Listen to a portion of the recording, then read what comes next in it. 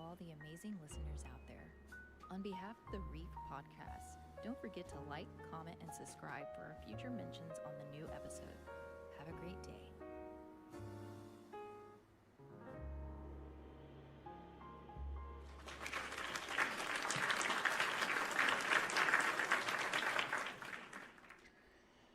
Welcome everybody to a special edition of the Reef SportsCast. Here, LuisIpa, joined by ZDP in the house. What's up, everybody? How we doing? Woo! Bro, and we got an amazing guest here that actually doesn't need no introduction. Please welcome Mr. Big Will 82. How you doing, man? Good to see you. I'm chilling, man. How y'all doing? Doing good, man. Excited for football. Who's come on, man? I mean, let's build up the hype here, man. Come on, it's football season, bro. I'm so. Do I need to say anything? Look at this. Do Hey, I need to say anything? Look at this. Exactly. Do I need to say anything? I'm kind of in the dark right now, but I'm trying to go through and shine some light. I mean, this is probably one of the coolest logos, but you know, if you know. But Is it on this side? As a Browns. Pet the brown. Hey, y'all still rocking some Buckeyes, so hey, we got a W there. Hey, he's the one rocking the Buckeye. I'm just wearing a nice coaching shirt. Like, that's all I'm wearing today. But thank you guys for being here. I mean, I appreciate everybody that comes in. I mean, we are excited to have football. We're going to be talking every single game, every single week. It's going to be fun. We plan on doing this every week, even the playoffs week. And then there's a little hidden little trailer coming like towards like the end of the season that we're going to start something additionally to the sportscast, which is going to be, I'm going to let CDP talk about that. I'm not going to say anything. So CDP, you know the drill with what's happening on the off season on the Reef Sportscast. Yeah.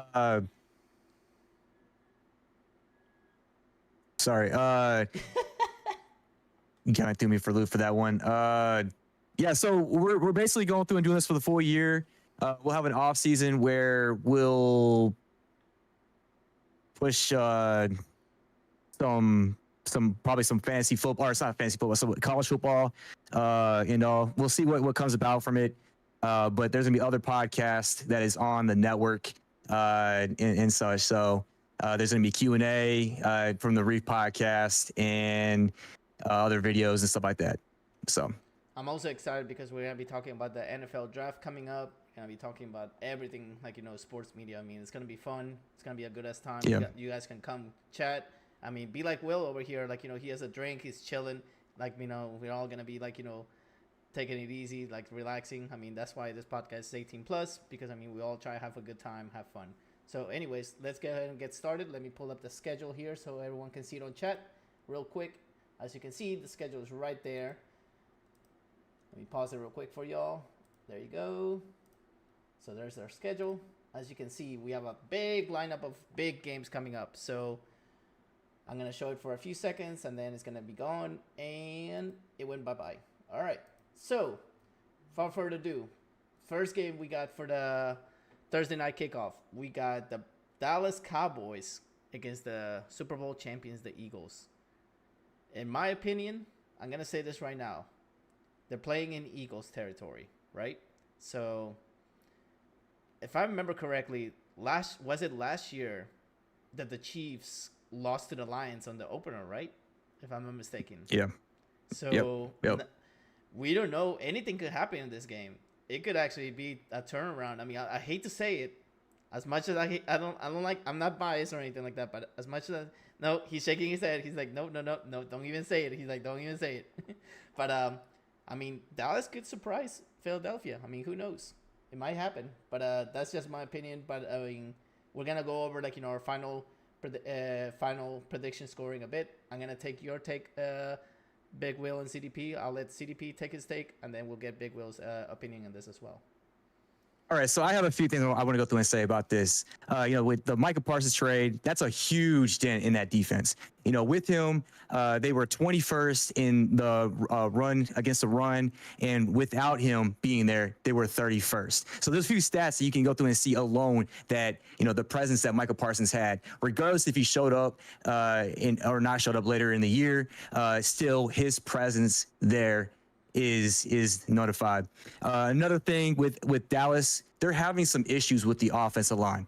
They drafted a rookie who is out for the season, I believe, and then there's somebody else who is also lingering with issues as well.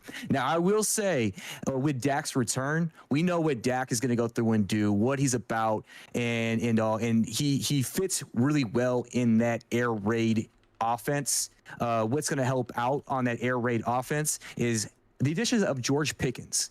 You have two number one receivers on that team. George Pickens had 1,000 yards last season alone. So that's going to go through and be a tough task against Philly, who is going through and having a lot of changes on that defense.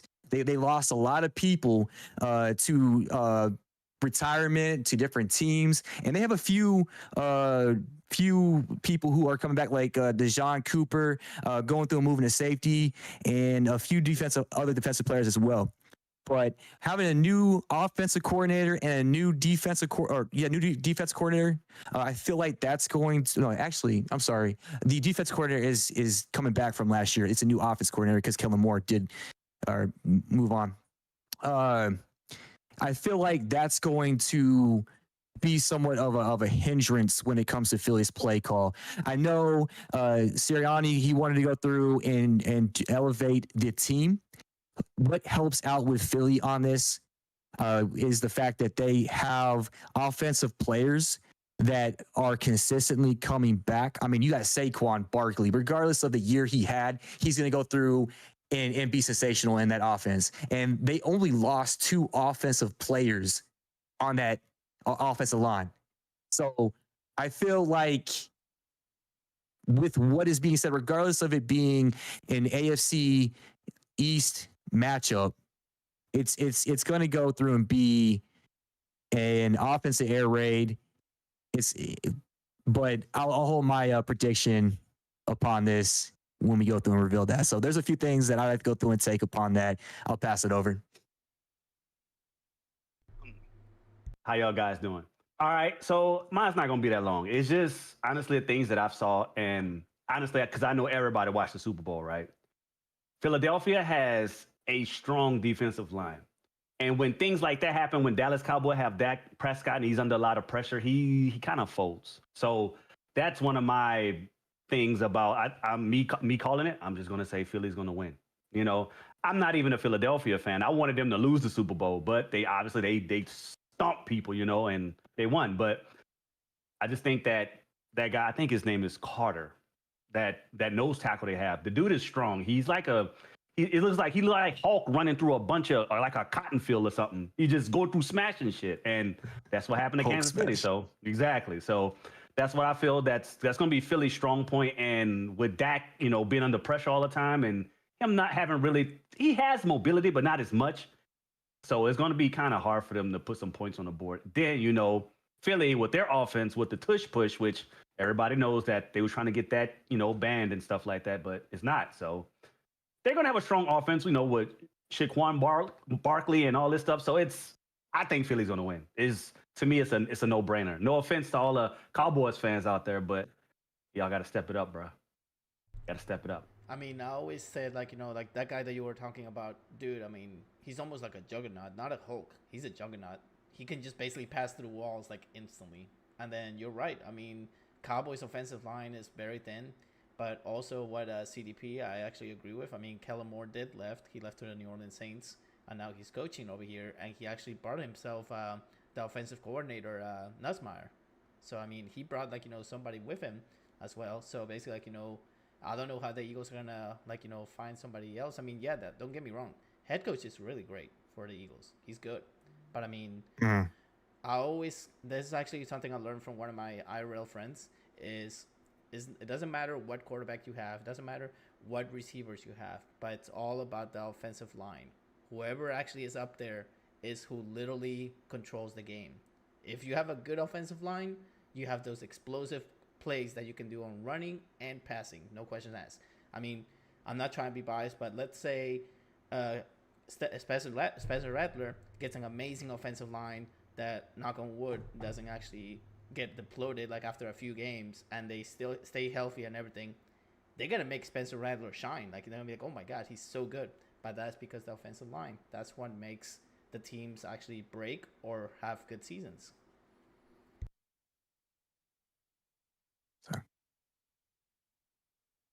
So who do you got? Who do you got for this one? I'll let Will answer first. We're gonna go backwards this time. So we're gonna go Big Will first, then we're gonna use ZDP, and then me, because I mean we started from me, you, him. So now we're doing Will, CDP, me, and then we're also gonna take the chat and see what the chat says about the predictions. Like I said, short and sweet. I just think Philly they're gonna dominate, man. I just think, like I said, Dak Prescott, he folds under pressure, and with that, like you said, the juggernaut coming through, man, he gonna be running all over the field like Mahomes was. So, so that's how it's gonna be. So how much? Eagles got it. So Eagles got it by how much? What's your prediction score? I'm gonna say 28-9. 9 being 3 field goals. Wow, you heard it here, chat. 28-9. Sheesh. All right. What you got, so for me, as I was saying, there's been changes to both defense. This is a huge matchup in the NFC East, but I do see the Eagles running away with it. No pun intended with Saquon Barkley.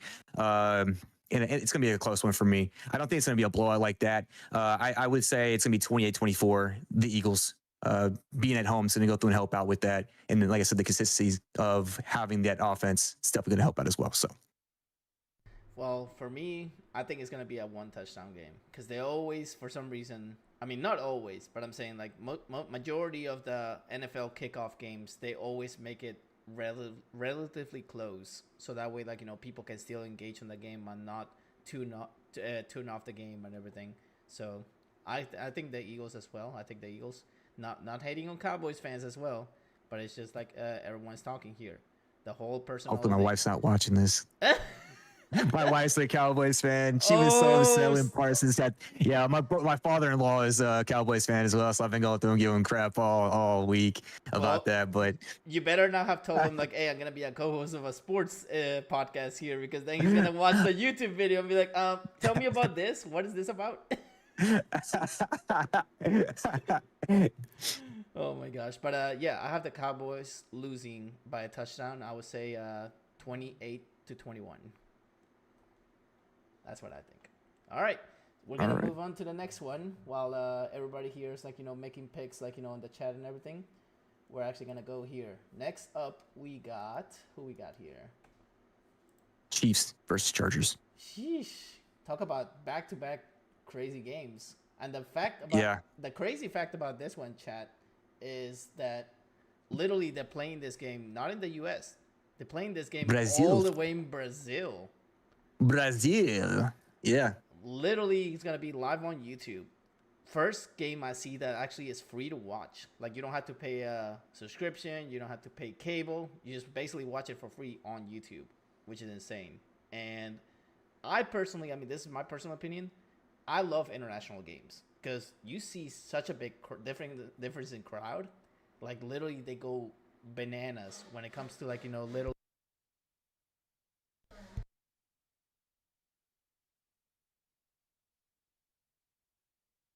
I think we lost you.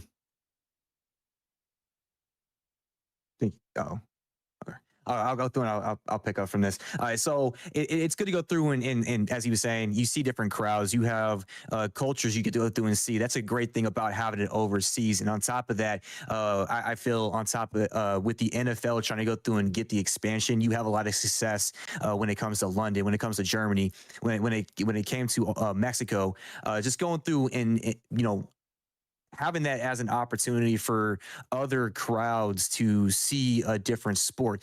I don't think it's going to go through and touch soccer, of course, as soccer is the number one sport in the world.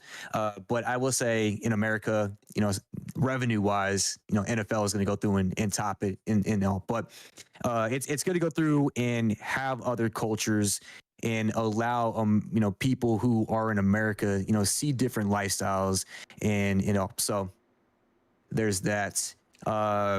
I'm going to go through and continue on that as well. So as we were going through and saying, the Chiefs versus the Chargers, you got the Chiefs with the high-powered offense. We know what it's about with Patrick Mahomes and Andy Reid behind the helm on that versus the Chargers defense. The Chargers defense is pretty nasty. Now, we did see last year how the Chargers was able to go through, or were able to go through and hold Mahomes from producing a high-scoring game. But they were the number one scoring defense in 2024. They've had quite a few additions added to that defense to help enhance that. But I will say, with Harbaugh, taking over year 2 as a Charger on top of that, he's implementing more of a heavy run scheme. Everywhere he's gone, he's always had the run first mentality. When he was over in the team up north, when he was over in Stanford, when he was over in San Francisco, regardless of what y'all feel about their quarterback and all of that, he did a really great job in the scheme that he had there. Some key matchups I will say here would be McConaughey Ladd versus McDuffie. Then we have the Chargers defense versus Travis Kelce. Now, will Travis Kelce be able to go through and do better than 2024 and be able to shake it off? I had to go through and put a Taylor Swift kind of pun in there because he did recently just get married or engaged to Taylor Swift. And all the Chiefs fans are Swifties, as they go through and say about that. But yeah, so with that being said, the Chargers have always been the little brothers in the AFC West towards against the Chiefs and all. But I feel like this time with a different scene, the little brother is going to go through and be able to go through and hit a low blow and sneak one in. I feel like the Chiefs the Chiefs will fail in this game, regardless of how great Mahomes has been. I see the Chargers taking it in another close game. I'm going to say 17-14 in this one. Dang. Okay. So I apologize about earlier. There was like a little intermission real quick. So basically, I was trying to say earlier that the fact that they're actually playing not in Kansas City, not in Los I don't know why I say San Diego, Los Angeles, because I'm used to calling them San Diego Chargers. They're playing in neutral ground, so there's no home field advantage. There's no Kansas City this, LA this, and everything. And then you're right, Taylor Swift. Did get engaged to Travis Kelce.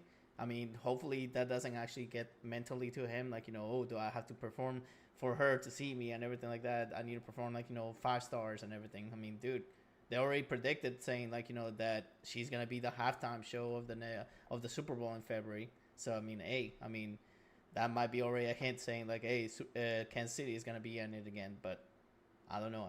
Nobody can predict that. If she is gonna be the halftime show, hopefully she brings some zebras to be like the groomsmen for that wedding, you know what I'm saying? So some zebras. Hey, bro. That'd be funny. But my prediction is I do agree with you, ZDP. I see an upset happening because I'm sorry, but Justin Herbert, dude, he's still young. He looks phenomenal. He looks like in really good shape. As long as he doesn't get hurt, as long as he's not pressured and everything, he could be the next. I'm not trying to be biased, but he could be the next top 3 quarterbacks. If he stays healthy. So my prediction is Chargers by 2. I say the same score they say here because I'm dude, it's gonna be a close one because also it's a rivalry game, AFC West, if I'm not mistaken. So that whole AFC West, I'm telling you this right now, all those coaches that you see there are phenomenal coaches. You got Andy Reid in Kansas City. You got Pete Carroll in the Raiders. You got Harbaugh in the Chargers. and then you got what's that other guy? You got Sean Payton in Denver Broncos. So literally, Sean Payton, yeah. literally all those four veteran coaches, literally all together in one division. That division is gonna be like a freaking SEC, like the old SEC that we used to like be think that it was like the toughest division. My prediction is that division is gonna be down to the wire until the last game of the season. Okay, guys, I'm gonna make this short and sweet again. As much as everybody likes to ride the bandwagons and be on the Mahomes bandwagon and stuff like that. Don't get me wrong, Mahomes is a phenomenal player. He has some great people around him, but I'm with you guys on this one. I think the Chargers going to pull this off because nobody knows about this running back that the Chargers got. Harris? Hampton. Hampton. So and they have Najee Harris. Yep. Yeah, exactly. Like those two guys, I think those two guys together will be a duo, Plus, like Lou said about Herbert, like this guy, he's young and he actually showed a lot of output last year. He obviously didn't win, but he was showing that he was growing, and with this new fresh year, he got more people to beat up on the offense and stuff like that. And we know Kansas City's defense is I'm not saying they're the worst at the running game, but they're not the best, and that's the thing. So with those duo in the backfield, I think the Chargers might pull it off, man, and have a touchdown over them. I'm not saying the Chiefs are going to just get blown out because they got Mahomes on their team, like Lou said with the Zebras, yeah, they're not going to blow the Chiefs out. But, I think the Chargers are going to pull it off by a touchdown. I was going to say, hey, and don't forget that I don't know why Kansas City did this, but they got rid of Hilaire, the running back.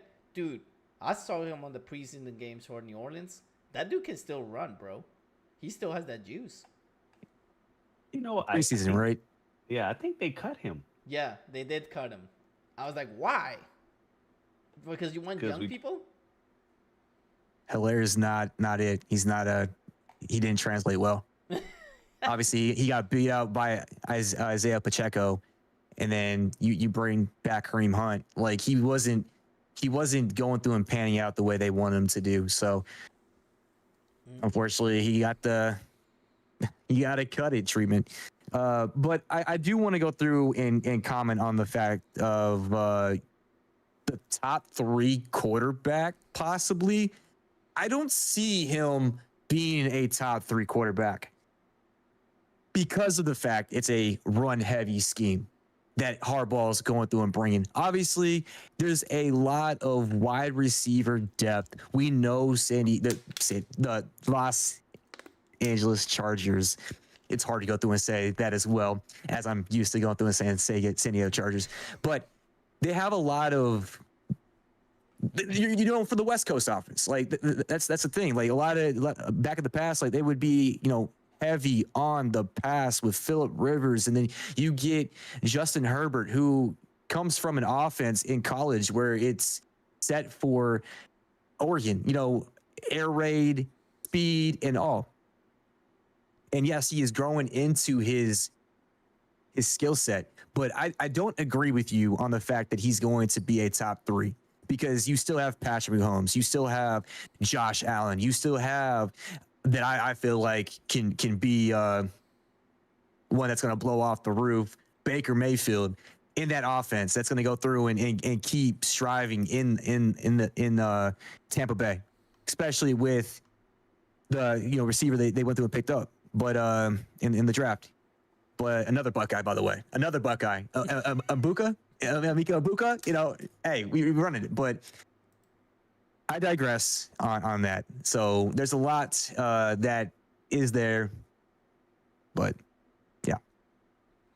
All right, so that actually leads up to our next matchup we have. We actually got a NFC South rivals matchup right here. We got Tampa Bay Buccaneers at the Atlanta Falcons. So I know for a fact, as a Saints fan, I can't stand the Falcons. I really can't. I really can't. I despise him with a passion. I know Big Will here agrees with me. We just Like we just basically always want him to lose. But because this is an actual professional podcast and we actually are not biased, we actually have to go and see what's going to happen on this one overall. I mean, I know Big Will is giving me that look like, okay then. I mean, if you say so. But I already know his prediction already. But, I mean, Buccaneers, I mean, they're probably going to pick off where they left off last year. I mean, Baker Mayfield doing phenomenal. Mike Evans having phenomenal years. I mean, he's still Mike Evans, like that we know.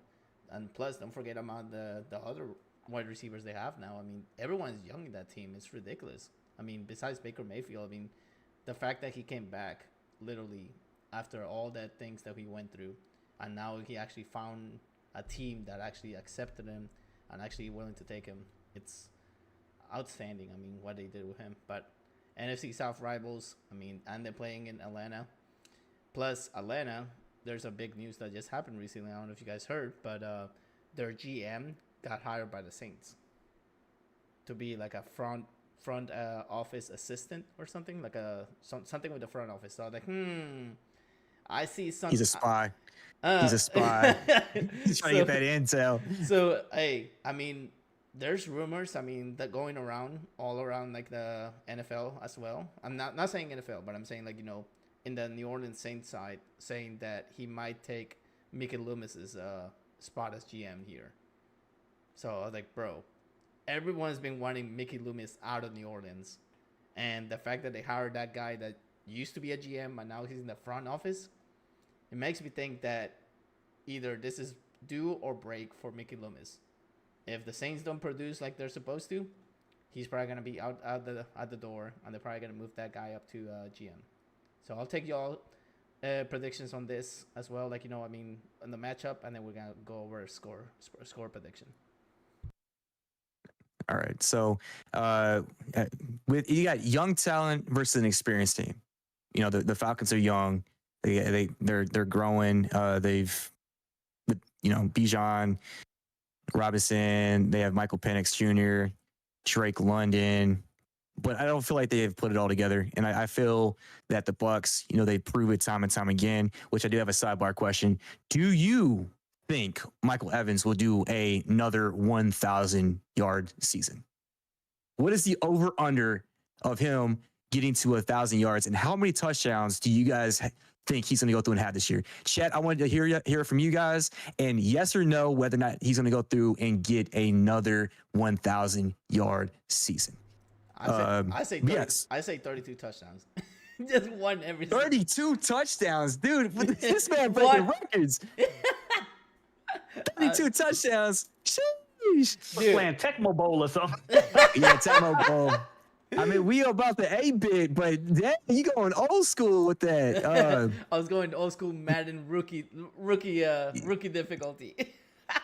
Yeah. No, but in reality, I think it's gonna be probably like, I'll say 17 touchdowns. Imagine if 17. Imagine if he has. I mean, imagine if he has one per game. That's 17 touchdowns per. One touchdown per game. That would actually be pretty cool. I mean, no hate against Mike Evans. I mean, I love the rivalry he had with Marshawn Lattimore. That was phenomenal to see. But, dude, I mean, I'm sorry. I mean, not to bash Saints fans on this, but, dude, we don't have a Mike Evans right now. I mean, we have Rashid Shaheed, which is actually developing, which is good. We have a couple of good wide receivers, but, hey, I mean, Mike Evans, dude, he's in another level, bro. Okay, so you're going to go through and have him top his 11 touchdown season from last year? I have that. You're going to have him.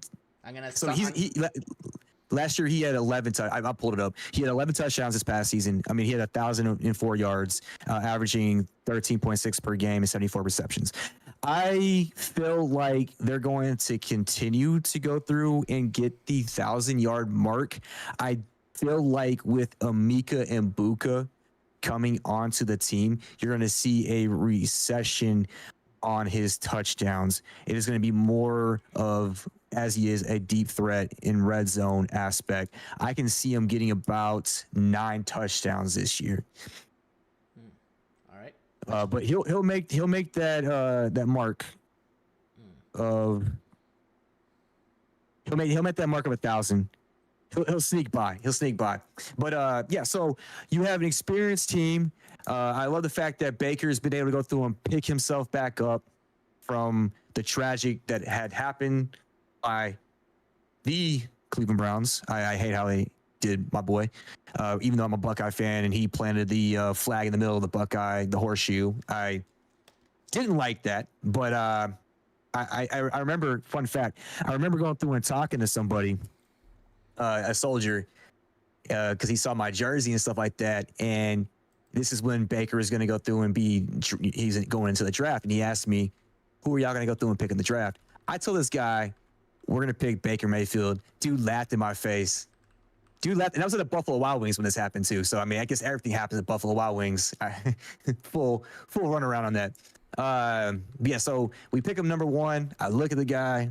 He looks back, give me a smirk, and I'm like, yeah. And I was very excited for him to be on my team, and he finally broke the 0-16 record we had, opening the beer cages for everybody. Everybody in Cleveland had some Bud Light, and we're very excited and stuff.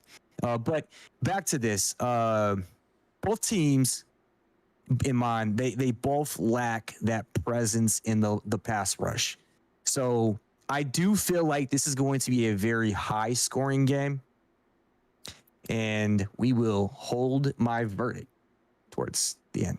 All right. What about you, Big Will? What you got?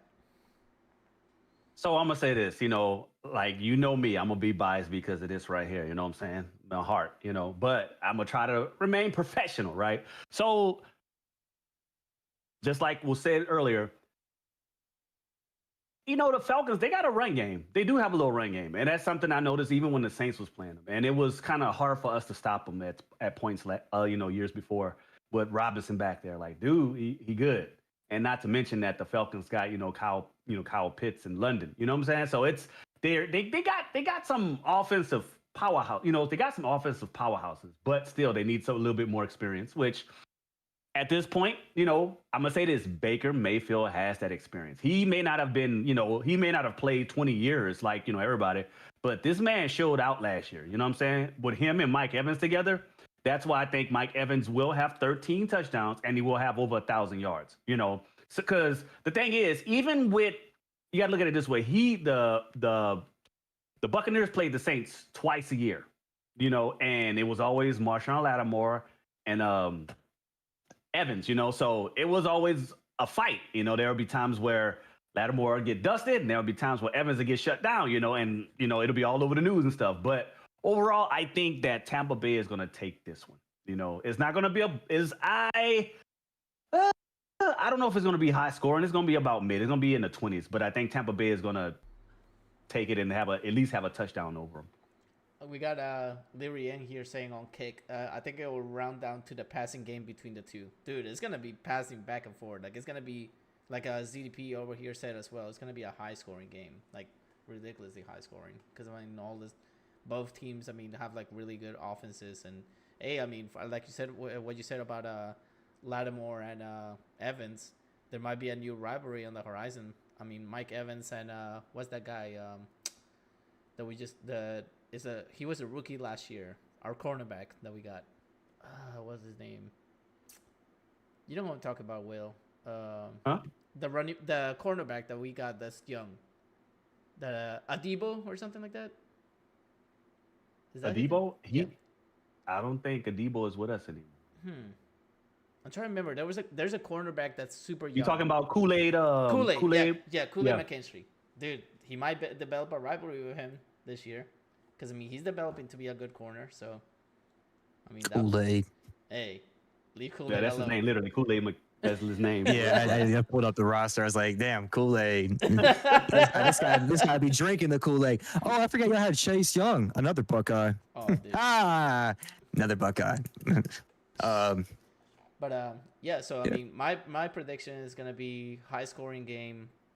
Let's see what NFL actually says. NFL's previous this matchup to be 31-26. That's what they predict. And Tampa Bay is winning, right? Yes. Oh no, they put the Falcons. They put the Falcons to win. 31-26. They are playing in Atlanta, and I don't know how their season openers are. But I mean, hey, if it ends with a tie and my favorite team wins, I'm okay with it. And then of course if the Panthers lose. I've been to a season opener in Atlanta because that's when they played the Saints and the Saints kicked their ass, and that's the Falcons fans are fucking crybabies. They literally try to get the police on me, man. Wow. Because I was talking shit. Because I was talking shit. Oh my goodness. But yeah, I mean, basically, it comes down to like which team actually holds the ball longer, and basically, like I said, offensive line. That's all that matters in football now. Doesn't matter how good or bad you are. Like, look at Drew Brees. Why do you think he made Mitchell and all them into all-stars? Because the offensive line. Offensive line actually helped him out. He was able to actually be calm in the pocket, easily find those receivers. Super easy. And that's just what happens when you have a good offensive line. Those players become stars because they actually are able to get the ball where it's supposed to be. And it's all thanks to that. I'm going to keep repeating that every single year, no matter what. But I got the Buccaneers winning this one by 14 against Atlanta. So I will agree with y'all. High scoring game, but I think Baker is going to go through and keep cooking up some dubs to continue the dominance in the NFC South. I got the Bucs in a shootout, 38-28. I also, I know I said it, but I also have the Bucs winning. Atlanta, I don't know. And this kind of biased, but they fell cans to me. So if you're a Falcons fan, just know. That's how I feel. I mean, it'll be pretty interesting if the score ends up being 28-3, right? Oh, dang. Yeah, that'd be ironic. 28-3. Every time I see Atlanta play a game and I see the score is close to 28 and they still have 3 points, I'm like, please stay that score. Please stay the score. Side note, right? So this is off the subject of, but this Atlanta, right? Every time there's a situation that comes up, and rivalry comes in New Orleans and Atlanta, and they always say, well, you got the Minnesota Miracle. I was like, but bro, I don't think anything can be topped up, about like just getting a whole comeback in the Super Bowl. What can you say about that? I was like, the Minnesota Miracle, that's fine. That's okay. The dude scored a touchdown on us. It is what it is, But they came all the way back and beat y'all in the Super Bowl. What do you got to say? Like if the New Orleans Saints were to get beat in the Super Bowl like that, that's okay. Because, I mean, that's even. But, I mean, how can you, say, that we have a more embarrassing loss than losing at the Super Bowl? I mean, come on. At least I made it. Not many teams are able to make it. I mean, i.e., we can't make it. We can't make it. Dude, now that you say that, they might make it. You never know. Hey, I'm trying to go through and do all this stuff, man. All the rituals and stuff to get us over there. Hey, there's not to be weird, but Will probably agrees with me in this. But every time I see a team come play in New Orleans, they get that voodoo over here, and then the next game they just do that other team does horrible for some reason. I don't know if you noticed that, Will. Every time they come to play to New Orleans, they literally get some bad juju heading their way for the next game. We got an 8-day bus. Oh, so we got a question here from Ambly saying, how do you think Pittsburgh Steelers is gonna do Sunday versus the Jets? Wow. Ooh, we gonna jump over to that game real quick? Yeah, let's jump onto that one. Yep. Let's go to that one real quick. Man. All right. So this is a really good one, I'm gonna say, because you have quarterbacks versus their previous team. You got Aaron Rodgers playing his his team last year, the Jets, even though he only took one snap and was injured the whole rest of the season. And you got Justin Fields going through against the Steelers. I feel like this one's going to be more of an offensive battle. However, I'm going to say Rodgers is washed. He's not going to go through and be the same person he was in Green Bay. Fields, regardless of how he's played out through the NFL, when he was a starter, he was a top 10 quarterback as with the Bears. and I believe there was a few games when he started with the Steelers. Still had some wins and stuff like that. And that's because of his dual threat ability. I do have the fact that he's realigning himself with a college buddy. Those who know, another Buckeye, Garrett Wilson. I'm just going through and saying that. I do think the Jets are going to go through and win this game at home. And it's going to come down again to that defense. And if Fields can do what he did when he was in Chicago, that's it. You utilize his feet. So there's that. See, I'm sorry. I will say it's going to be my score prediction: Jets 20, Steelers 17. damn, a close game, huh? This is what I found funny while the offseason was happening. So I saw that Rodgers left the Jets, and I was thinking in the back of my head, he's about to do the Favre move and literally go to Minnesota and be like, Minnesota. Yeah, exactly. Like his daddy. I was like, oh my lord, dude, this guy's gonna follow Favre's footsteps. And then when I saw Steelers, I was like, okay, you basically prevent yourself from getting jinxed like Favre did. Like literally stop that from happening. I was like, damn, like he literally prevented that. But I'm like you. I mean, Rodgers. I mean, it's not that he's washed up. It's just that his prime days are over. He's not the Rodgers that we used to watch back in the day when he was with Green Bay. Those days are over for him. As much as I like and respect Rodgers, I personally think it's gonna be his last year. Like if he gets injured again, he's done. No more play. He's probably gonna retire. No questions asked. But I see. Let's see what the NFL predicts right now first before I say that. They have the Steelers winning 37-15 on this one. It's my upset alert. My upset alert. You heard it here. My upset alert. I got it in a close game. Jets are going to come through, and they're going to fly, baby, fly. Fly, Jets. Jets, Jets. What you got, Will? So I'm going to say this, right? The Steelers picked up old dude from Philadelphia, that cornerback. Yeah, DK. Mm-hmm. Yeah. So, no, I'm talking about the cornerback, not the wide receiver. Oh, okay. What's his name? Slade. They got Slade from Philadelphia. You know how old Slade is?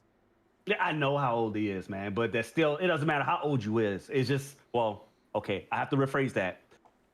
Your mental, what's the word for it? Your mental football skills are still there. So he may not be able to tackle or run with the Brandon Cooks or the Tyreek Hills and all that stuff, but he still has that football knowledge. Just like who was that cornerback that played for I want to say he played for the Cardinals, Arizona Cardinals. Matthew? No, what was that? Matthew. No, Matthew's what's his name? He was a cornerback. I know who you're talking about. Peterson. Yes. Yep. Patrick Peterson. That dude was still. Yep. He still was a beast, and even with his older age, he still was shutting people down. And that's my whole thing, right? And I just think the Steelers they got Metcalf, right? And don't get me wrong, right? That's like Megatron. Dude he's like a juggernaut. Just only thing Rodgers going to do is if he's smart, look left, look right, look to DK, and just throw the ball up in there, and it's going to get caught. There is nobody that's going to take this big man down. He's Sauce Gardner. You forget about Sauce Gardner. I'm not saying I'm forgetting about him. I know he's there, but all I'm saying is you just said nobody's going to be able to take him. I think Sauce Gardner's going to be able to. I'm telling you right now, he is. We'll see. I'm telling you right now. I already got a bet going, with Lou. All right. But I think the Steelers are going to win. I don't think it's going to be a shutout though, but I think the Steelers are going to win by a touchdown. Damn, you both guys have a close one. I think it's going to be a blowout, honestly. I think over here, Leary Ann on Cake actually says Aaron Rodgers will end up like Peter Griffin from Family Guy, holding his knee, doing a scene after a single sack. You know what? Yeah, he's rocking back and forth. That's a good one. Man, I mean, he's not wrong. I mean, dude, he might actually just do that and be like, okay, I get paid for the year. I don't care. I'm just going to fake an injury and literally, just sit out the whole year and be like, okay, I'm done. I'm retiring. Yeah, like we did with the Jets. Like what he did with the Jets. Who's behind? Who's behind him? You got Mason Rudolph. Oh man, good luck Pittsburgh if Aaron Rodgers goes down. Oh man, you're gonna get in a fight with Myles Garrett again. Better not go through and say what you said to him, man. He gonna knock you off your feet, boy. Oh my God! All right, let's move up to our next matchup we have here. Thank you, Evan, The Bengals versus the Browns. Ooh, oh boy, this is actually I'm gonna let CDP take this one at first because he's a Bengals fan. So. All right, let's go through and have the light silhouette come on real quick. Oh boy. All right. The Battle of Ohio. I don't have much history. I have to go through and do some more history and stuff like that. I was hoping to be more dramatic with it. But you got Burrow versus the Browns defense. The Browns defense, I mean, they're pretty solid. They have some injuries and stuff like that. But this is where I feel like an outlier when it comes to an offensive line. Because Burrow, he's a great quarterback. But he also has a lot of pieces around him. His offensive line is not that great. Dude takes a lot of sacks. But I feel like the Browns defense is going to go through and slow him down. But Burrow's going to go through and prevail at the end. Now, Flacco is going to go through and take the helm. Will he be able to go through and have that 2023 success? I'm not really high on that because if you look at the opponents that Cleveland went through and played to get them to the playoffs, they weren't that great. When we got to the playoffs, we got smashed by Houston, who, again, was led by a Buckeye, CJ Stroud. But I do want to go through and see that success with Flacco. I do want to go through and see him realign with Cedric Tillman, realign with Njoku, because I love the spikes that Njoku does and all the Super Saiyan transformation he does for his TDs and stuff like that. But again, I don't think the Browns are going to go through and win this game. I see burrowing himself in a victory over the Browns in the Clash of Ohio. This is going to be a game that I think it's going to be 24-17. Cincinnati. Yeah, it takes a lot to actually go against your team. The opening kickoff. Honestly, I mean, what Will said on the chat, I mean, he's absolutely right. LSU offense, that's all Cincinnati is. I mean, they are the Bengals. So, I mean, and what is LSU called? The Bayou Bengals. So, hey, he has a good team. I mean, he has Chase. T. Higgins? Yeah, a lot of... Dude, Cincinnati just drafting the whole LSU squad.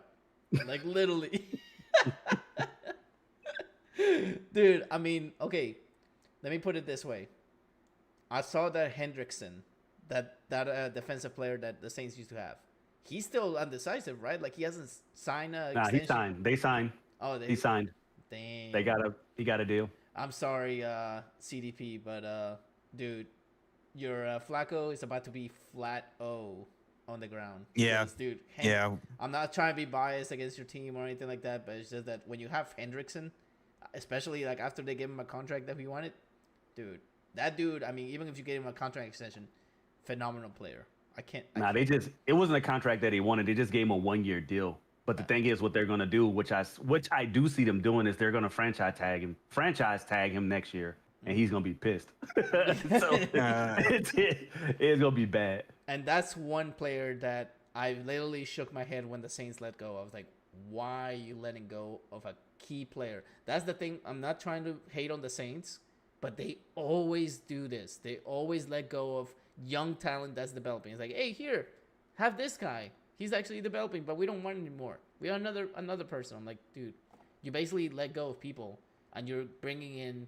veterans. Why are you doing this? Why? Like, you think like the veterans are gonna do as good as the young people?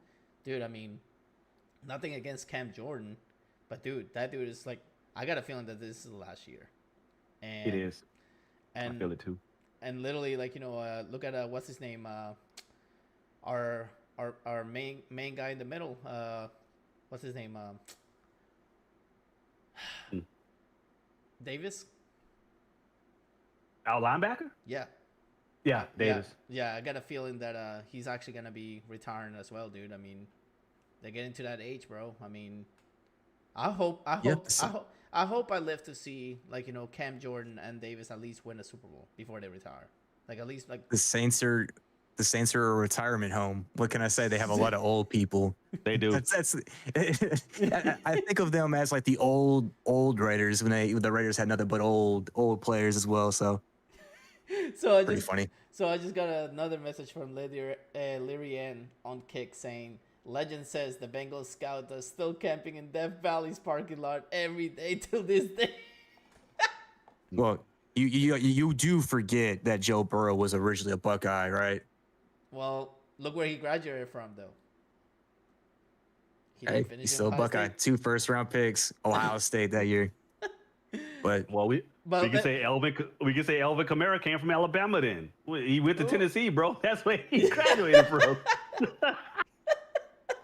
Because he went to Alabama, but tell Elvin Kamara about Alabama. He's gonna be like, bro, I graduated from Tennessee. What are you doing? What are you talking about? Hey, let me clear something out right here. I know you say he came from Ohio State, but did he win a championship with Ohio State? He was a backup. Yeah, he was upset because he got beat out by C.J. Stroud. And then look what happened. He came to LSU, and what did he did? Yeah, he had talent around him. Bro, he had some great receivers around him, man. Like you can't even say shit. Yeah, he had a you can't even argue team. That. He had a great team. All right, so who do we got on this one? Honestly, oh yeah, go ahead. I got a feeling. I mean, NFL previews the Bengals 24, the Browns 6. That's when the preview. It's not gonna be that bad. It's not gonna be that bad. But I was like, damn. It's gonna be a little bit. Someone actually really hates the Browns, like on the NFL. Like, geez. I mean, they're the butt of the NFL, just like. Yeah, they're the butt of the NFL. So. But so. What's up? Go ahead. Oh, what's up? What you got? Nah, I don't think it's gonna be that. I don't think it's gonna be that big of a gap. I think the Browns still got they still got some talent on their team. Even though the Bengals they didn't sign all their people and gotten what they need to get if that's English. But I think they're gonna win 2. But I don't think it's gonna be that big of a gap. But maybe 2, maybe the most touchdowns, maybe 2. That's the most, I think.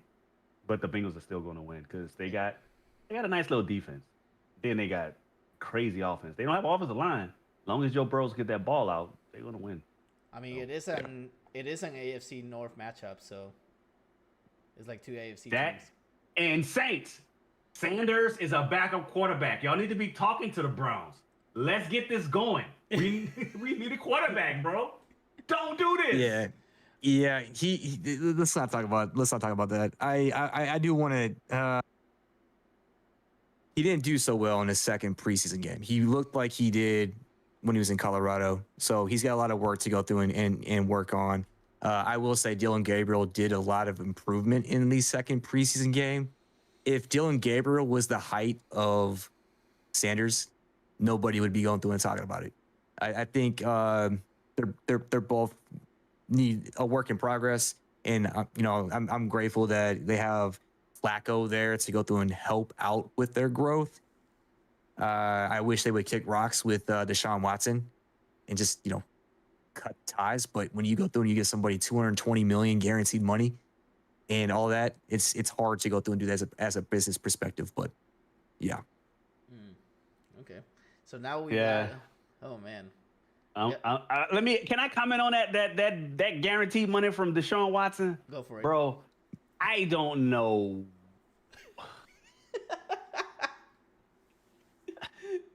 Yeah. Bro, like my whole thing is not saying nothing against Deshaun Watson, not trying to discount his credit, you know what I'm saying? Because he can be a great quarterback at times, right? But man, Drew Brees, Tom Brady didn't make that much money, bro. What fuck you think? I mean, guaranteed? Hell no. No. Yeah. Nope. Yeah. I guess I said that. Because I was like, that's gonna lock up their whole roster right there. Watch. And sure enough, you can't really sign big people like that. Because all the money's gone. Well, I mean, you look at this. Go ahead. I'm sorry, Luis. Go ahead. I was gonna say, I mean, they're gonna be in the same boat as us, as the Saints. We sign like people for so many big contracts, and literally like we can't sign like additional talent sometimes. I mean, you have to actually tell people like hey, let's reconstructure, make it a 1 year or something like that, or make this. I'm like, dude, we need to actually control the salary cap. And like I said, I'm not trying to blame anybody, but dude, Loomis have been going downhill ever since Sean Payton left and all those people left. He's just basically bringing the Saints franchise down, dude. I mean, we need a change. I think the market has a lot to play with it too. The Browns, not a lot of people want to come to Cleveland and stuff. You hear all the jokes about it and stuff. I felt like the culture when Baker was there and they were starting to develop a winning culture to go through and bring in OBJ, that became a little cancerous in a way.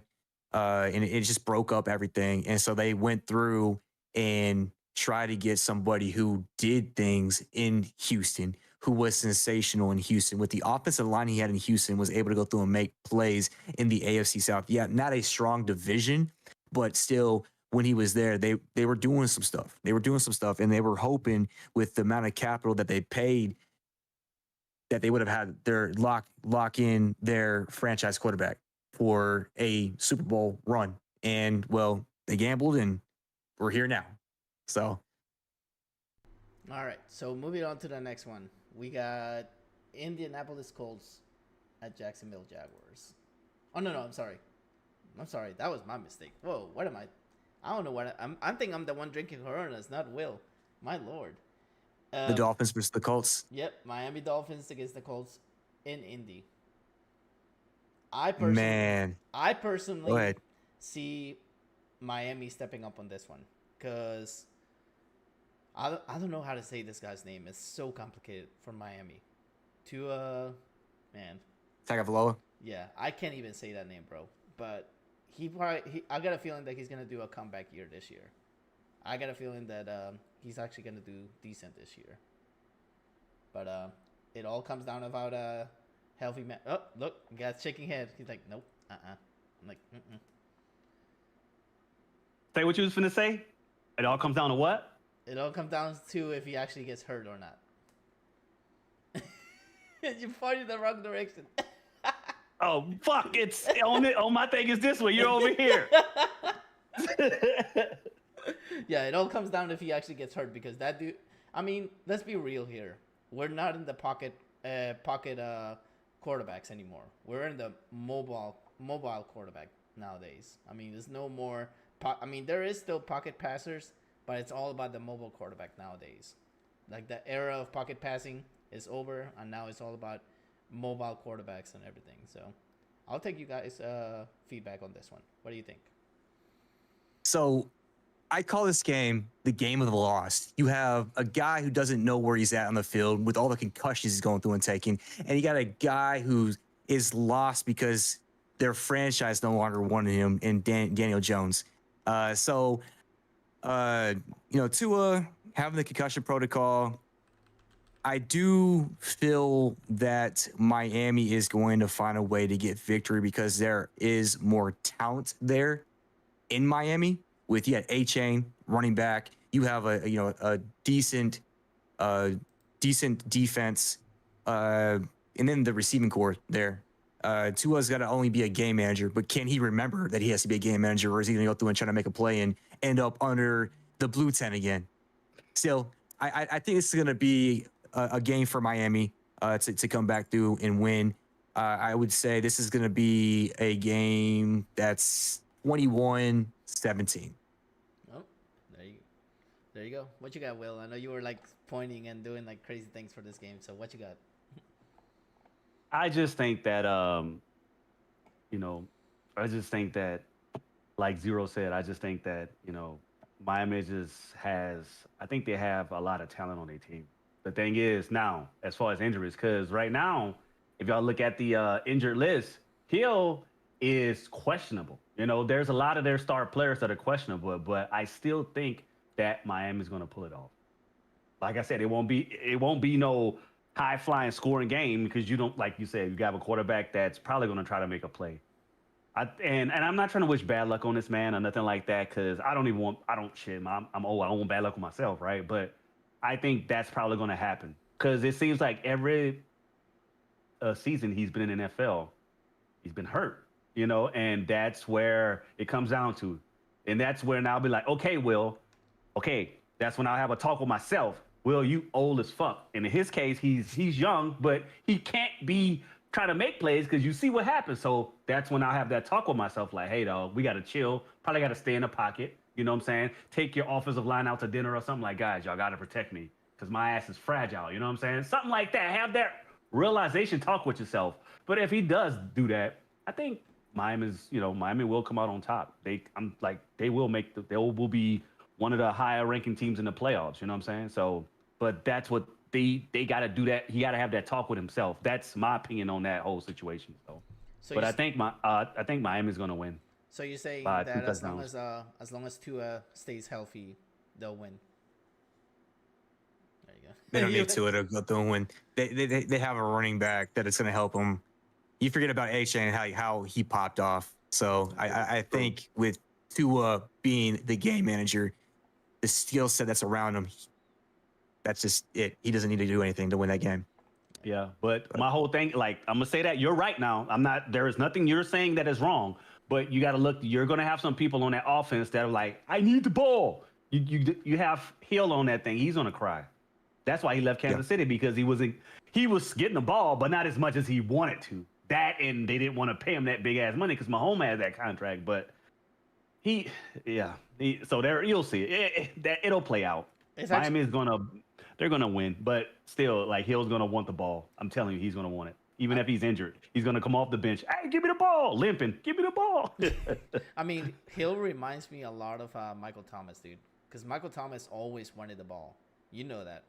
He always wanted. He didn't want to, to share the wealth. And when Drew was around, he wanted everybody to actually do something, like everyone to contribute. And that's what happens, dude. I mean, when you are actually the number one receiver, you basically expect, to always get everything when you shouldn't. I mean, it's all about everybody. It's not just one player overall. I mean, that's the main reason why Mike Thomas is not with us anymore, because he started getting greedy and he started getting hey, I'm a veteran receiver and everything. And look, I mean, he came back from injury. We thought he was gonna have a good year, and then he flopped, and then he got injured again, and then basically the Saints said, okay, enough of that. We're done with you. I mean, I don't know what's up with not trying to hate on the Saints again, but I don't know what's up with the medical staff, but it needs to get picked up because, my God, dude, injuries back to back, like crazy, dude. Ridiculous. That's what happens when you run a retirement home. You have to invest in a better medical staff. But over here, Lyrian says on Hill saying on quotes, in a wheelchair, give me the ball. Yeah, he's over there. Drew Brees coming in.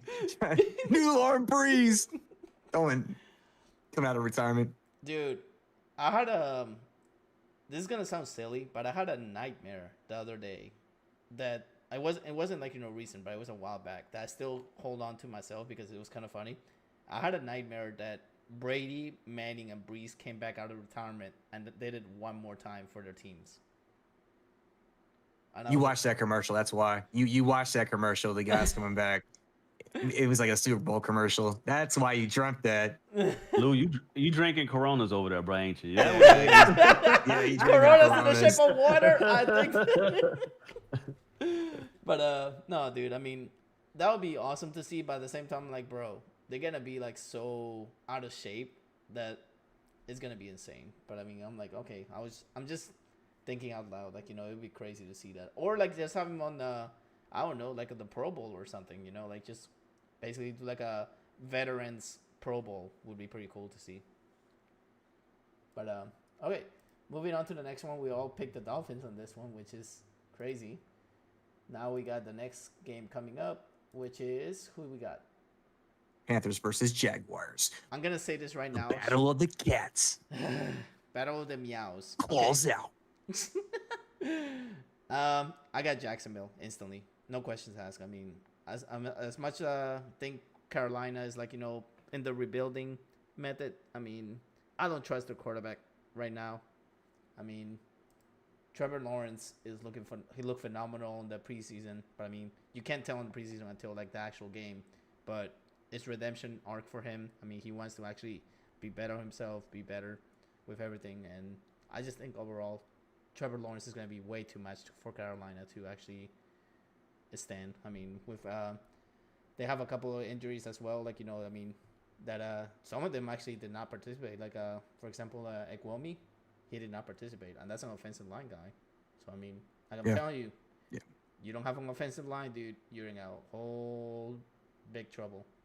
And Browns and then the Jaguars don't have barely any. I mean, they have like 2 people that did not participate, but I mean, still like I mean, they still have Trevor Lawrence. So I mean, it could be a close game, but I still see Jacksonville winning overall in this one. This is my hot take. I'm not sold on Trevor Lawrence, the golden boy everybody goes to and says, like, the only thing that's good about him is that long hair. He's been a bust. Even with the talent around him, I am not a fan of Bryce Young, but I do like the fact that he's got consistency around him, regardless of the injuries that is there. I feel like the Panthers are going to win this cat fight, claws out and all, and take this W. NFL actually says Jaguars by 28 to 0. Damn. Hey. I'm going Panthers. That's my upset pick. Who you got, Will? So I'm gonna go with the Jaguars on this one because they got that new kid, the one they got Travis married. Hunter. Yeah, I think he's gonna be. Honestly, I'm not saying he's the greatest. I just think he's gonna be a playmaker on both sides of the field. And that will help with this situation right here because I'll be honest with you, man. I don't think the Panthers have anything going for them as of yet, and this is not even me being biased because I'm an NFC. I'm a Saints fan. And we're in the NFC South. I just think the Jaguars, I think we played them last year, and they actually did pretty good. Well, not to try to say anything because the Saints wasn't doing too much last year, but they was actually holding their ground, like doing some stuff, So I think they're gonna win. It may not be no high scoring game, but I think the Jaguars are gonna win at least by a touchdown. The fact that they said 28 to nothing, it made me actually raise my eyebrows. Like, Jesus Christ, dude. The Panthers really don't. I don't know, man. They don't have. I mean, and that's what I'm saying. If Bryce Young plays like Bryce Young, like he did like the last couple of years, they're in a lot of trouble. They really are. Like because that dude. Go ahead. Did you see how he came back from the end of the season? That I feel like he's going to go through and consistently play like that, and he's going to need to go through and play like that against the Jaguars to go through and win this. Tell you what. I'm going to make this vouch right now. If the Panthers actually win at least 7 games this season, I'll buy a Panthers hat and wear it on the podcast. Oh, so you're gonna be wearing a Panthers hat and wearing a maid outfit, right? Oh my god. A maid outfit. What? God. You want to tell him about that, Will? So, I'm a huge Saints fan. I'll go for the Saints before I go for any team. It don't matter if this team won like 28 times Super Bowl. I don't care. I'm still a Saints fan. But I don't feel they have enough to make it to the playoffs. So me and Lou made a bet that if the Saints make it to the playoffs, I'm going to wear a Falcons jersey. If they don't make it to the playoffs, he's going to come on stream with a maid outfit.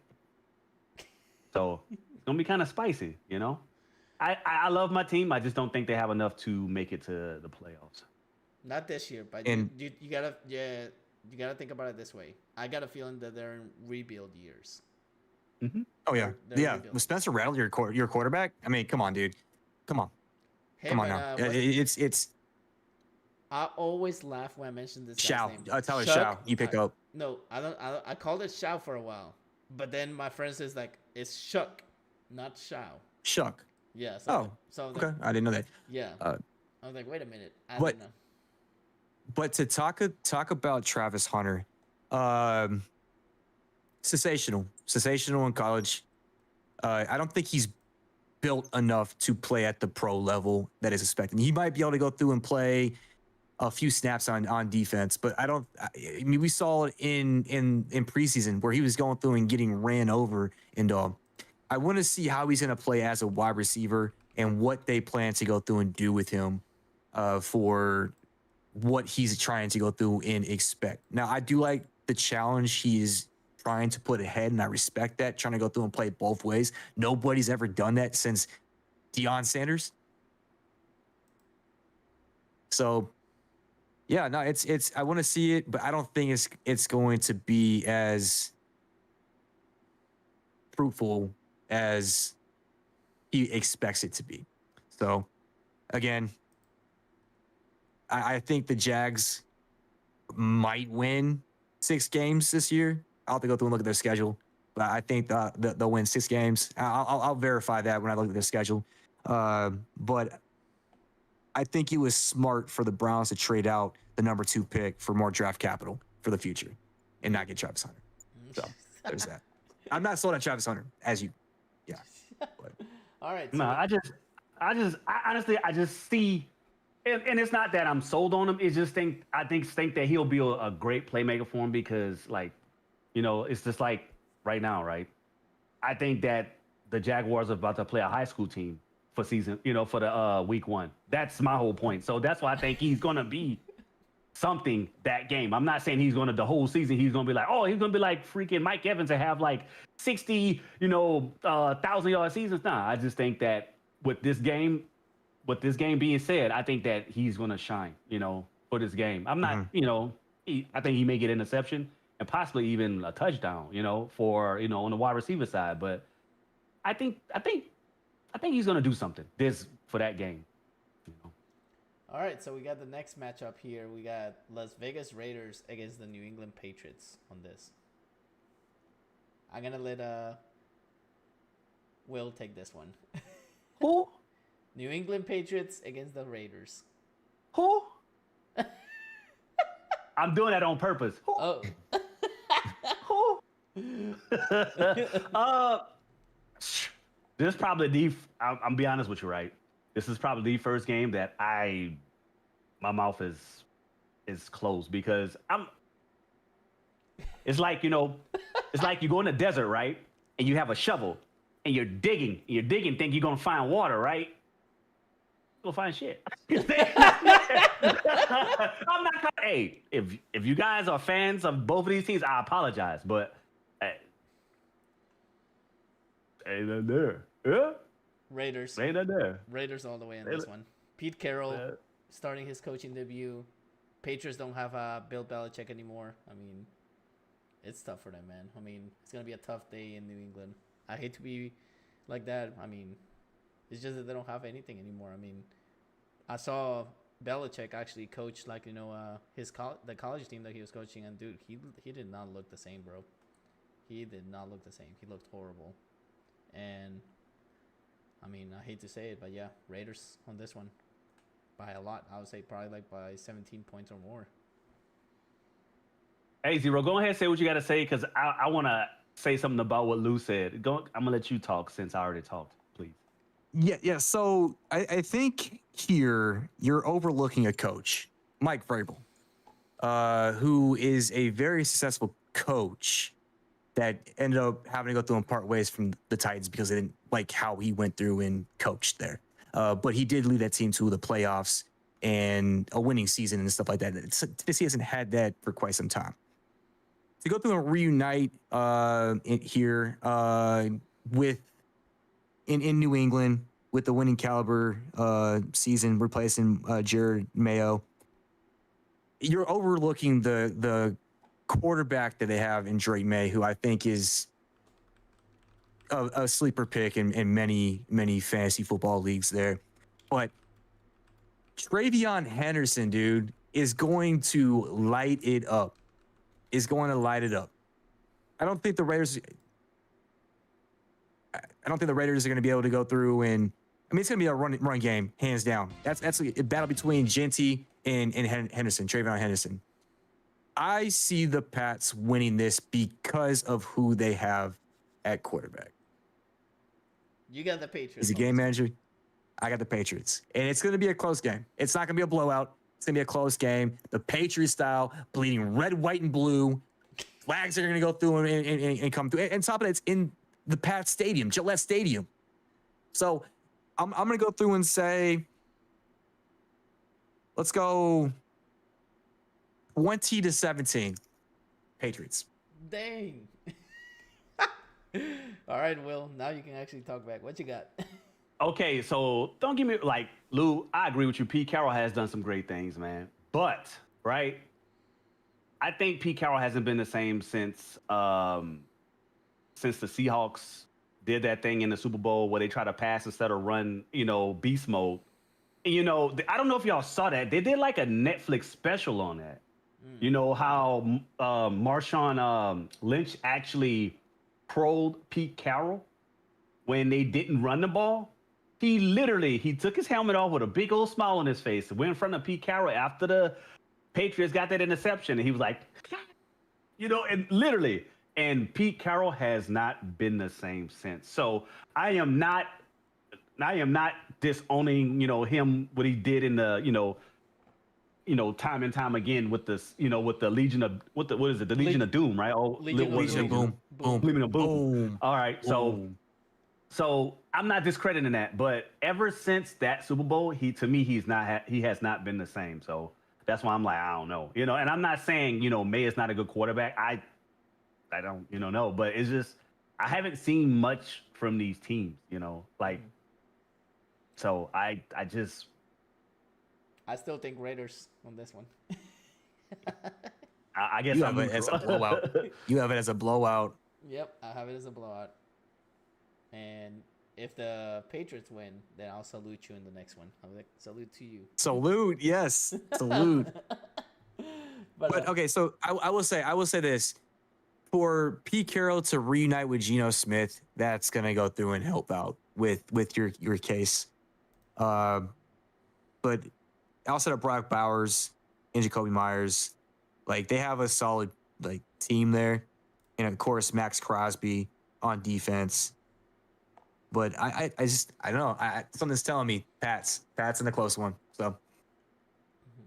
All right, we're moving on to our favorite game here from me and Will, that we're actually looking forward to. Oh boy, Arizona Cardinals against New Orleans Saints in New Orleans, opening day.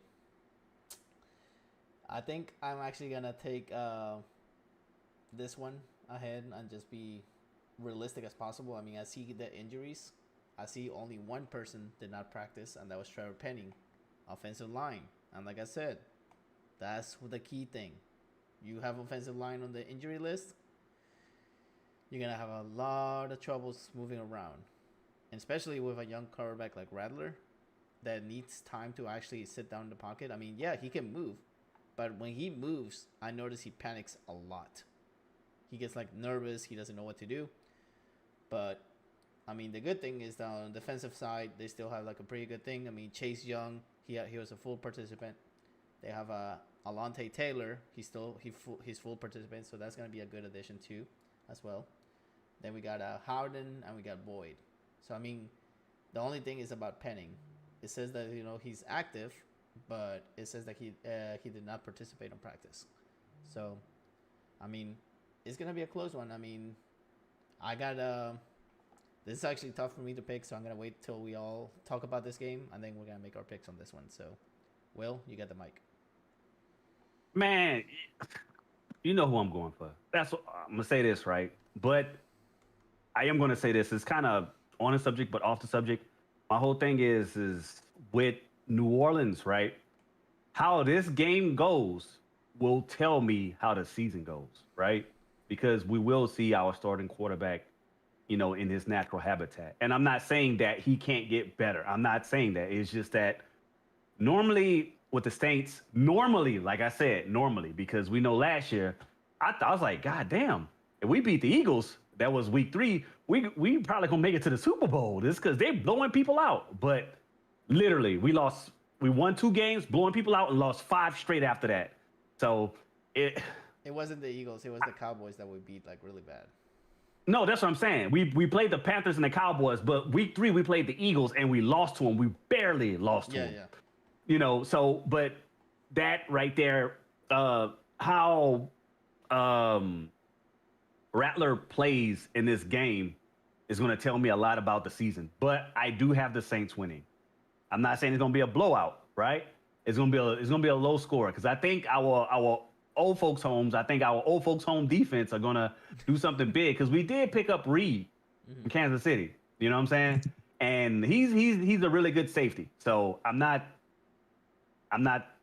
counting the Saints out. You know, we got some older folks. Yes, I understand that, but still, we got some good people on our team. We got some seasonal players on our team. So I think the Saints are going to win. I think it's going to be 21-14. Ooh, man, you got him by a touchdown. Mm-hmm. All right. I'm not going to say it's going to be a blowout. No.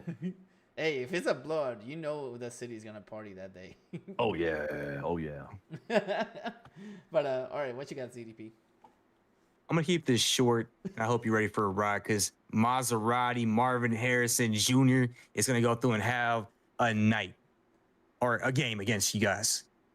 I'm gonna say it's gonna be a close one, but he's gonna go through and show out as a Buckeye. But I have the Cards winning this one. It's gonna be 21-17. Damn. Now for me, I think it's gonna come down to a field goal.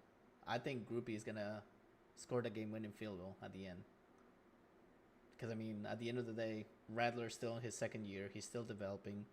Which I mean, don't get me wrong. When you have somebody like Kellen Moore, like having a young quarterback that he can develop. Plus, I mean, around the close, not close age group, but I mean, I'm saying like he looks young. He's my age, so literally like he still has that quarterback mentality that he can actually teach the young ones like hey, do this, do that, like Plus, I mean, Saints like you said, Will, they got Reed, which is good, phenomenal to have somebody there because we also got that guy from Indianapolis, if I'm not mistaken, right? Which is actually. There was a guy. Hold on, let me read on this real quick because they actually got this guy from Indy that was actually super young. Let's see, I'm looking right now. Well, look up if you guys want to say anything, you can. So I would like to say something. So funny story is a lot of people don't know this, and I had to actually look this up myself, right? So we have our quarterback coach, which used to be a quarterback. We have our offensive coordinator, which used to be a quarterback.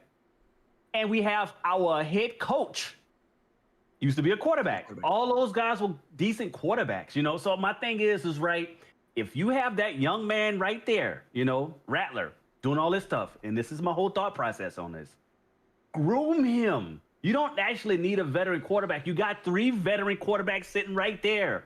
Groom this young man. If they don't, man, we will suck this season. And I'm just saying that. I'm a Saints fan, but I'm here. I'm gonna keep it 100 with you. They need to help this young man, but we'll see. I'm gonna go through and add a little intermission here. For those who are watching the video, I did post a question over there in the Twitch chat. What school did Kellen Moore play for as quarterback? I know which one it is. That's it. Like not even. Yep. Looking. So you guys go through and post in the comments later in the video or comment throughout. I would like to know. Who you got? First one to go through and get it correct. See what we got. All right. So I'll let Will answer first. What? Answer what? What school did Kellen Moore went to? Oh, I don't know. I just know he used to be. I know he used to be like. I think didn't he play for the Colts? Something like that. He played for. I can't remember. I can't remember what uniform I seen him in. But I know he was a quarterback. That's. No, but that's the college, not the NFL. The college. Yeah, I don't know. I don't know that. I don't know. I know the college. Bluegrass, only stadium to go through and have that. Boise State. Yep, Boise State. But y'all go through and comment later in the video. Go through and check that out. We're gonna go through and have some more questions for y'all throughout this whole process. So now here's Now here's the big question for you, ZDP, since you have a very well knowledge in football, especially on college. Yeah. If Derek Carr would have stayed with the Saints and Kellen Moore came to New Orleans this season, like they were both in the same team, what college did Derek Carr went to? Fresno State. And you realize there's a huge rivalry between those two. Like they literally, I did not. despised each other in college. They did not. Mountain West Conference. I didn't know there was a. There was I didn't know they had a. Yeah, they had a huge rivalry. Okay. Derek Carr and. I didn't know that. Yeah.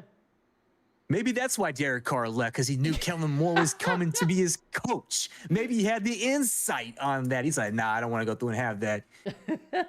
But he left because Louisiana people were gonna stick their foot in his ass if he lose one. hey, the same thing. The same thing is happening with Mickey Loomis. They're basically people are fed up. If you look at comments on NFL's prediction on New Orleans and everything, fire Mickey Loomis. Hashtag fire Mickey Loomis. Fire Mickey Loomis. Hashtag fire. Dude, fire him. Fire him. Literally, like, it's all over social media, dude. It's insane. But okay, the Colts player, I just found him, is actually Julian Blackman. That's who they signed. He's a super young player, too, that they signed. It's a safety. So they have Reed, they have Blackman as a backup, and I don't know who else they have besides those two. But at least, like, we signed decent safeties to take over Tyrann Mathieu's retirement, because Tyrann Mathieu retired, and I mean, I heard rumors. I mean, I don't know if it's true that he might actually go be some sort of defensive coach for LSU just because he wants to stay in the state. But I would have loved for him to be like a staff member of New Orleans and actually coach the young defensive players in that position or something, or like mentor them or something. That would be pretty cool. Some people can't be mentored. All right. Nah, I think, my personal opinion, I think there may be something going on in New Orleans. Because it's all about the Cajun, man. Cajun food. Because they asked Drew Brees to be a quarterback coach. He was like, nope. I was like, damn, how'd you love New Orleans? But I think there may be something going on. I was gonna say fire Mickey Loomis. Okay. So I got a question. Another question for you, fans of New Orleans. What school did Drew Brees play at? Wasn't it Purdue, right? Yep. Purdue Boilermakers. Ding, ding, ding. Purdue. I don't even watch. The funny story is, right, while y'all doing all this stuff, asking me all these questions, I don't watch college that much. That's a funny thing. I'm an NFL guy. I'm not too big on college, but I'll pay attention to the drafts and, look at the stats and stuff then. So me answering questions is actually huge. That was good. Okay. Purdue. Y'all want to get to the next one? All right. Yeah, let's get to the next game. But so I predicted the Saints to win by 3.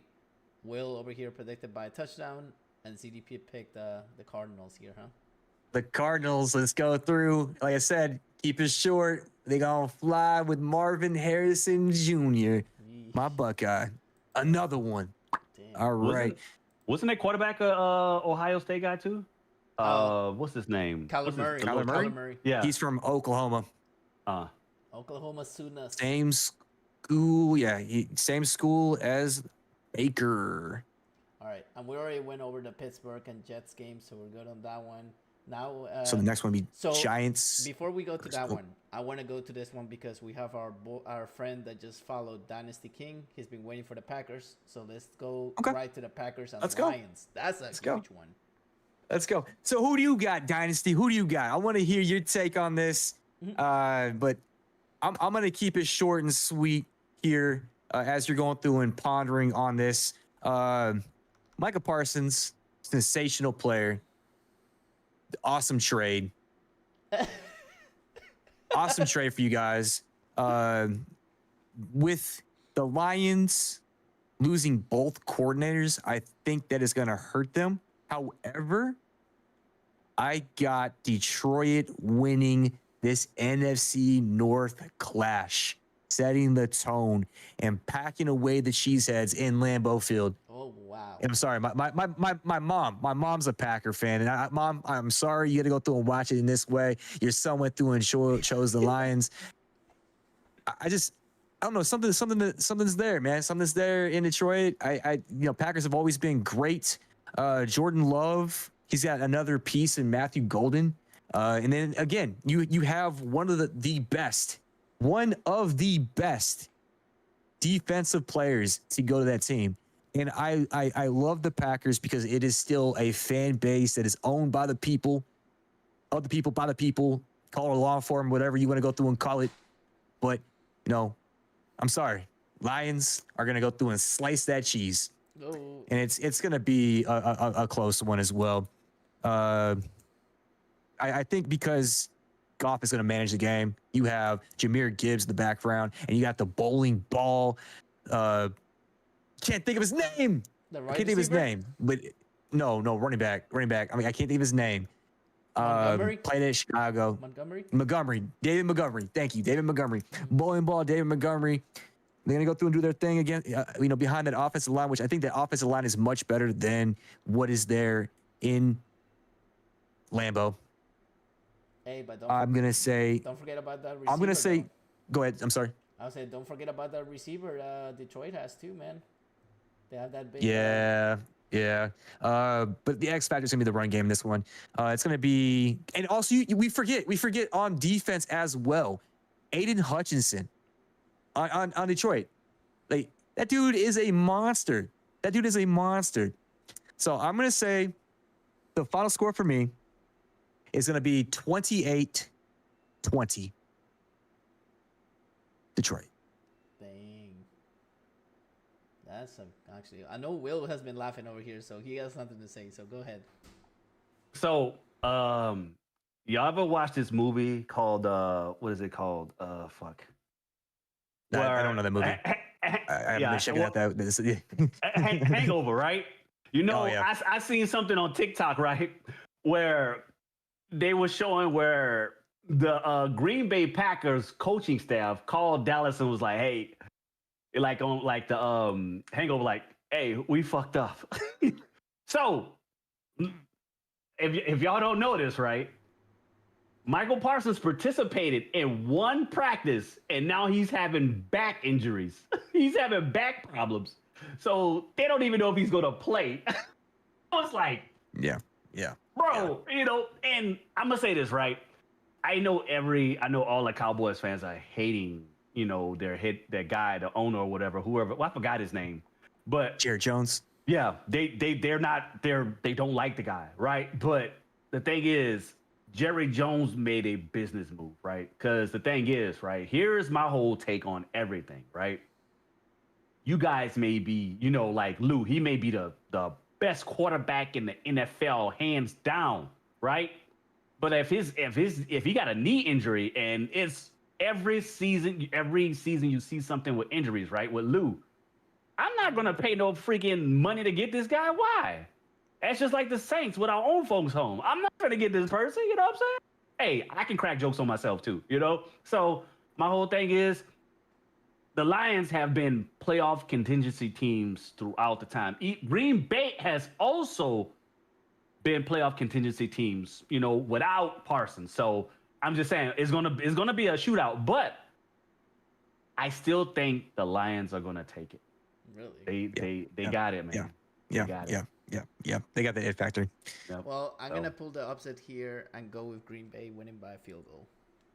You think that's an upset though? This mean- game can go either way. I mean, it could be either way, but it's gonna be whoever actually controls the ball at the in the middle of the field. I mean, I still in the middle of the field. Oh my gosh, you know what I mean? Like, you know, whoever controls the ball the most. Yeah, because I got you, man. Love is still a decent. He's a pretty good quarterback, in my opinion. So you know, then you got over there with Golf. I don't know what happened when Golf left the Rams and went to the Lions. He just like he blew up. Like Yeah, he literally went It's off. because of the Chicago Bears head coach, and you're gonna see Caleb Williams have a better year this year because of that. But that's the reason why he had a resurgence in his career, because of Ben Johnson.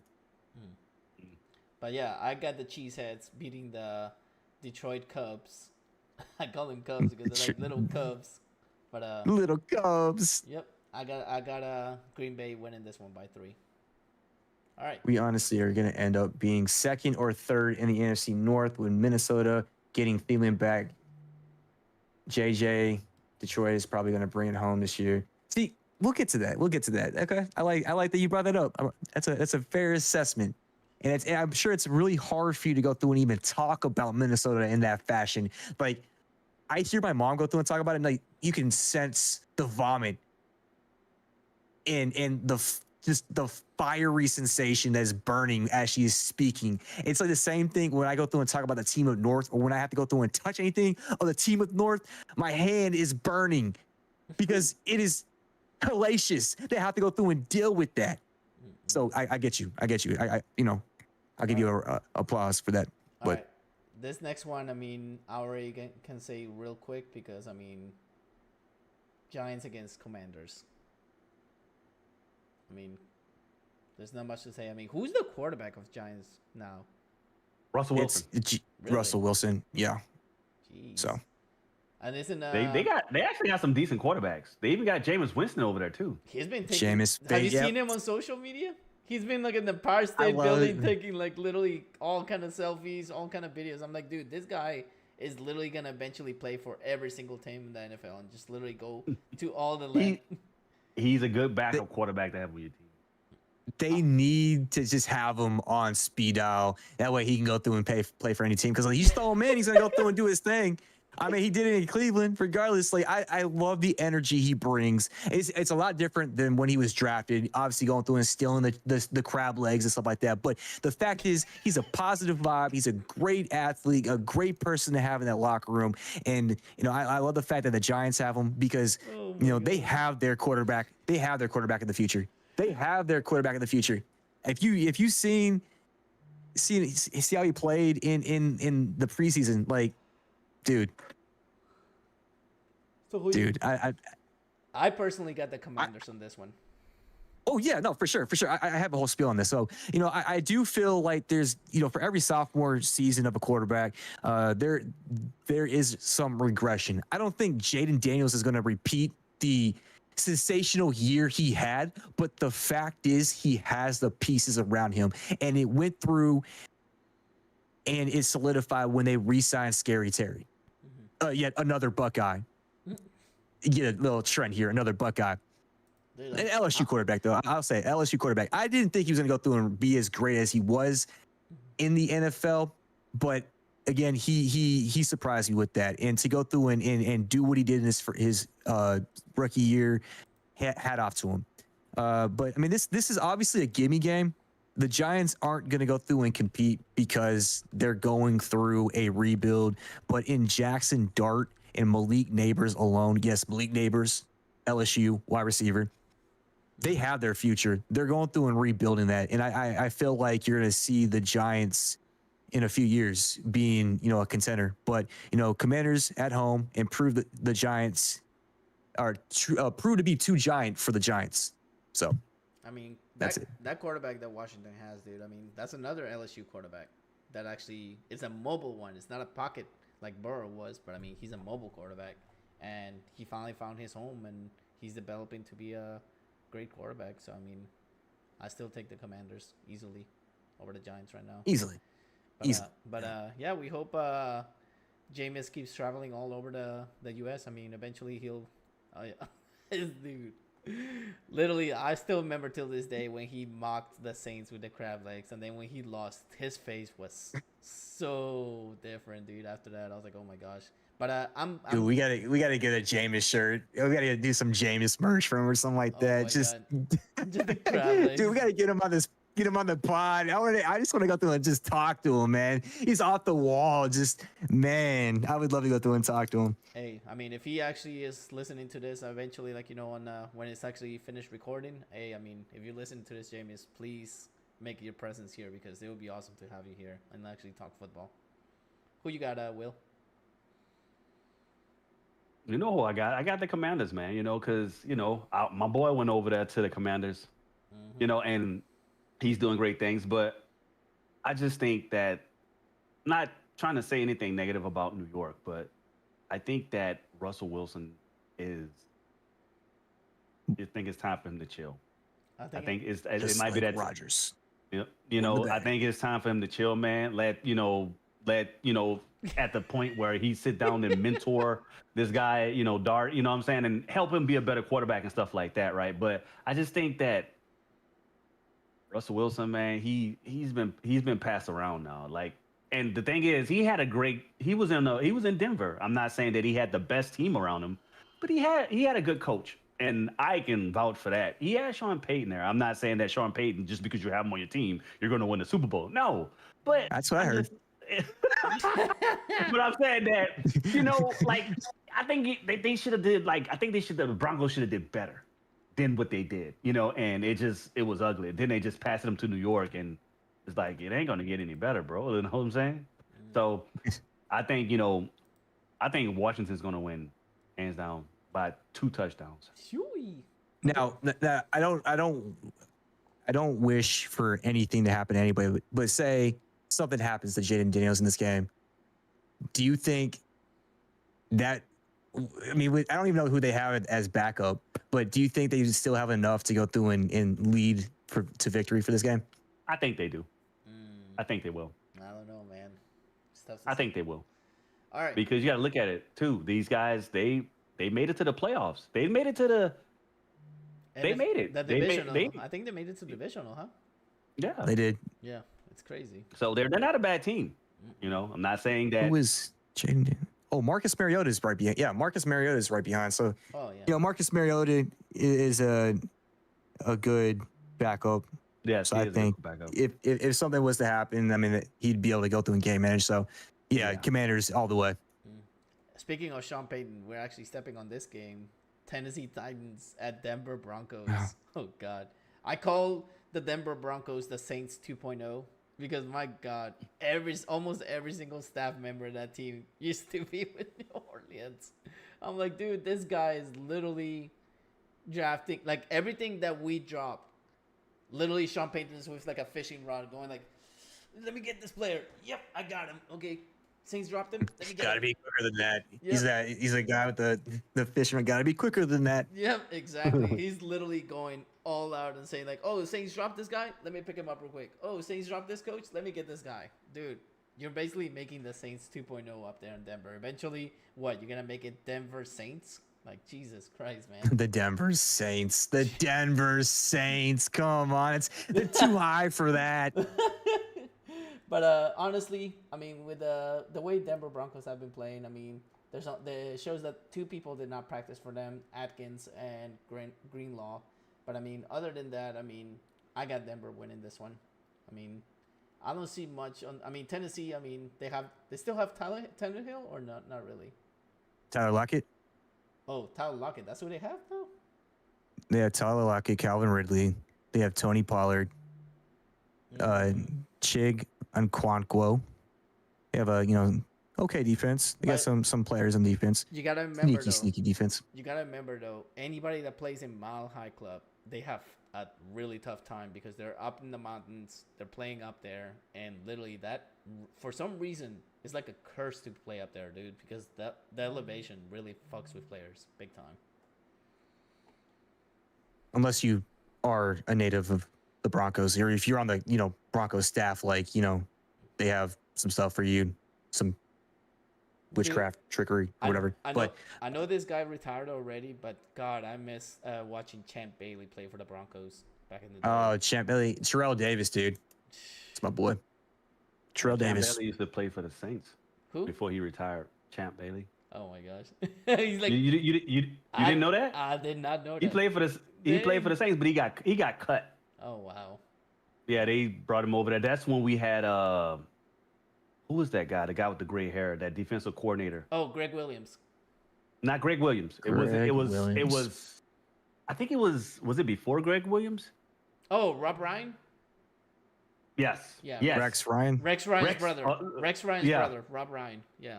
Yeah. Rob Ryan. The guy that had a long gray hair. Like, oh man. Like, yeah. Hey, true fact. I'm gonna let you know right here to everybody here in the podcast. Me and Mama Shark went to like a Super Bowl raffle thing going on in our city, and literally they had Sean Payton was there. They had all the coaches, and she literally was with me having fun, we're all dancing and everything. I kid you not, Rob Ryan approached Mama Shark and said, "Hey, are you available to talk right now?" I was like, "Bro," right when that happened, my eyebrows literally went up. Dude, that's my mom. This guy brought out the bushes like, Mama Shark, Go through and you gotta get that number, man. We gotta go through and get some funds over here. He's a rich man. Like, and she did. He's a rich the thing is man. that, okay, when that was happening, I was on the other side trying to get Sean Payne to sign my newspaper and everything. So when I came back, like, she's like, "Oh, some weird coach came say hi to me." I was like, "Who?" And she's like, "I don't know. He had long gray hair with a beard." I was like, "Dude, that's Rob Ryan. He's one of the coaches." "Oh, really? I didn't know that." I was like, "Bruh, man, like, come on. You could at least like." What's up? I'm sorry.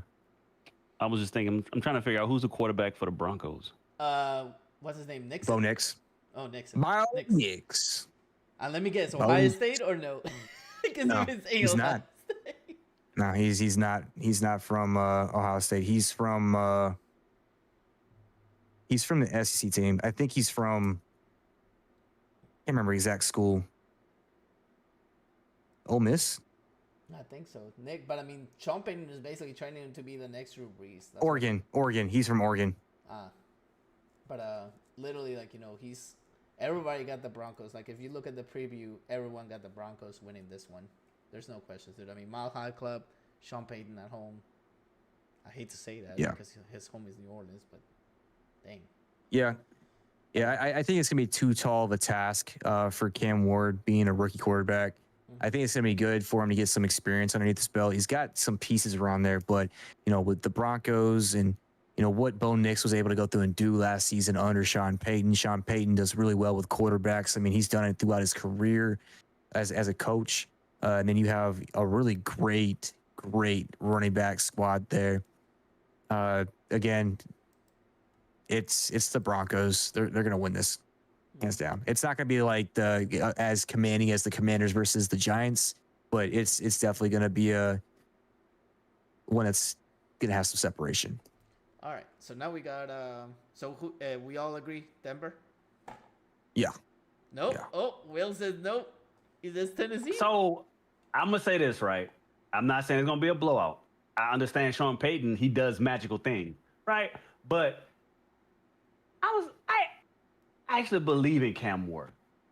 I got some faith in him. He did some great things, you know what I'm saying? And even in some of his preseason games, he looked good. I understand it's the preseason and it's not the actual season.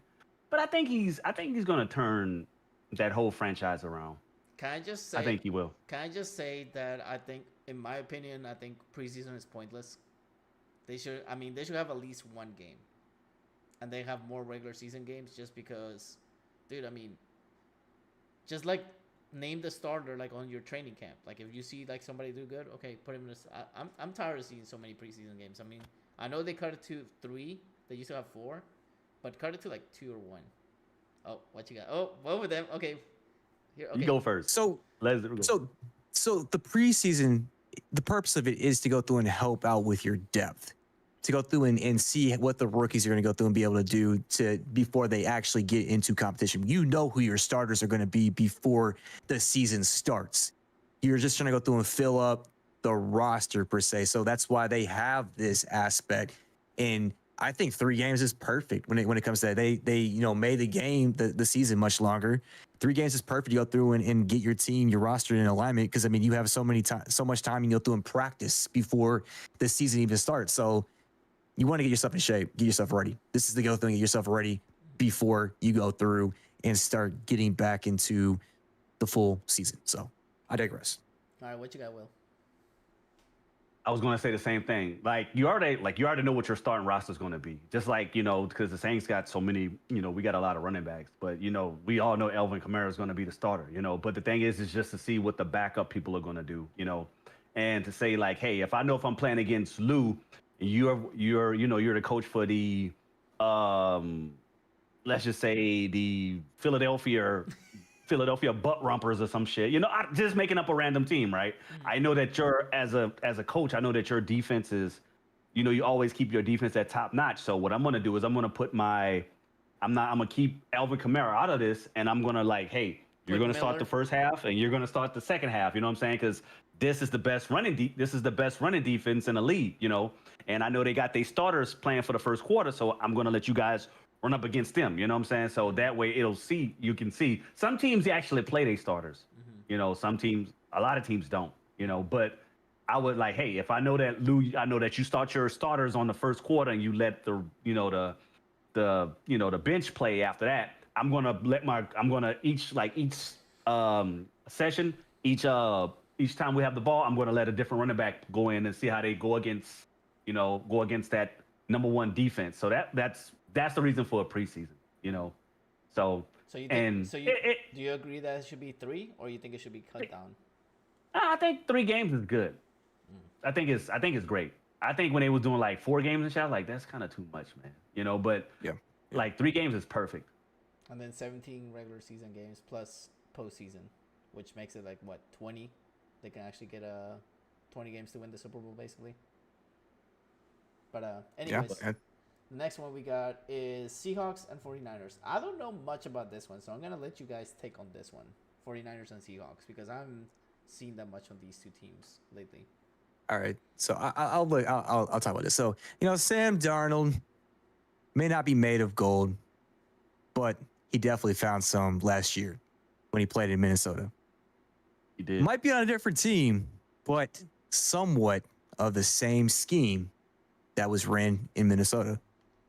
With injuries happening all over the 49ers, they don't even know who who is their receiving? Yeah, Rick Pearsall. I mean, Christian McCaffrey's injured. I mean, they have a somewhat decent team running back behind them. They have 30 running backs on the roster because of the injuries there. And with all that being said, I think the Seahawks are going to go through and grab the more gold. They're going to win this one, especially being at home. They're going to win this one. It's yeah. Lou, I agree 100%. Like, have you seen the injury? See that shit? I was like, damn, do they have enough people to play the game? Shit, they need me to come play. Hey, I'll take off this headband. Let's go do this shit. You know what I'm saying? Give me a couple mil. I got you. You know what I'm saying? But I'm with him on this one. The Seahawks are going to win because they have a lot of injuries, man. And nothing against Christian McCaffrey. Once the dude is healthy, he's everything you need as a player. Best running back. Yep. But when he's injured, man, he's gone. I'm like, damn, bro. I thought you just came back. What you doing? So I got the Seahawks winning this one too. God, imagine if you had a team that had Christian McCaffrey and Kamara in the same team. Shoo. Dude, what are you going to do with that? You'll be broke because both of them motherfuckers will want money. They're going to want money. They're going to be your whole team. Christian McCaffrey's going to be throwing it off. They're going to be running option plays all the time. Mm-hmm.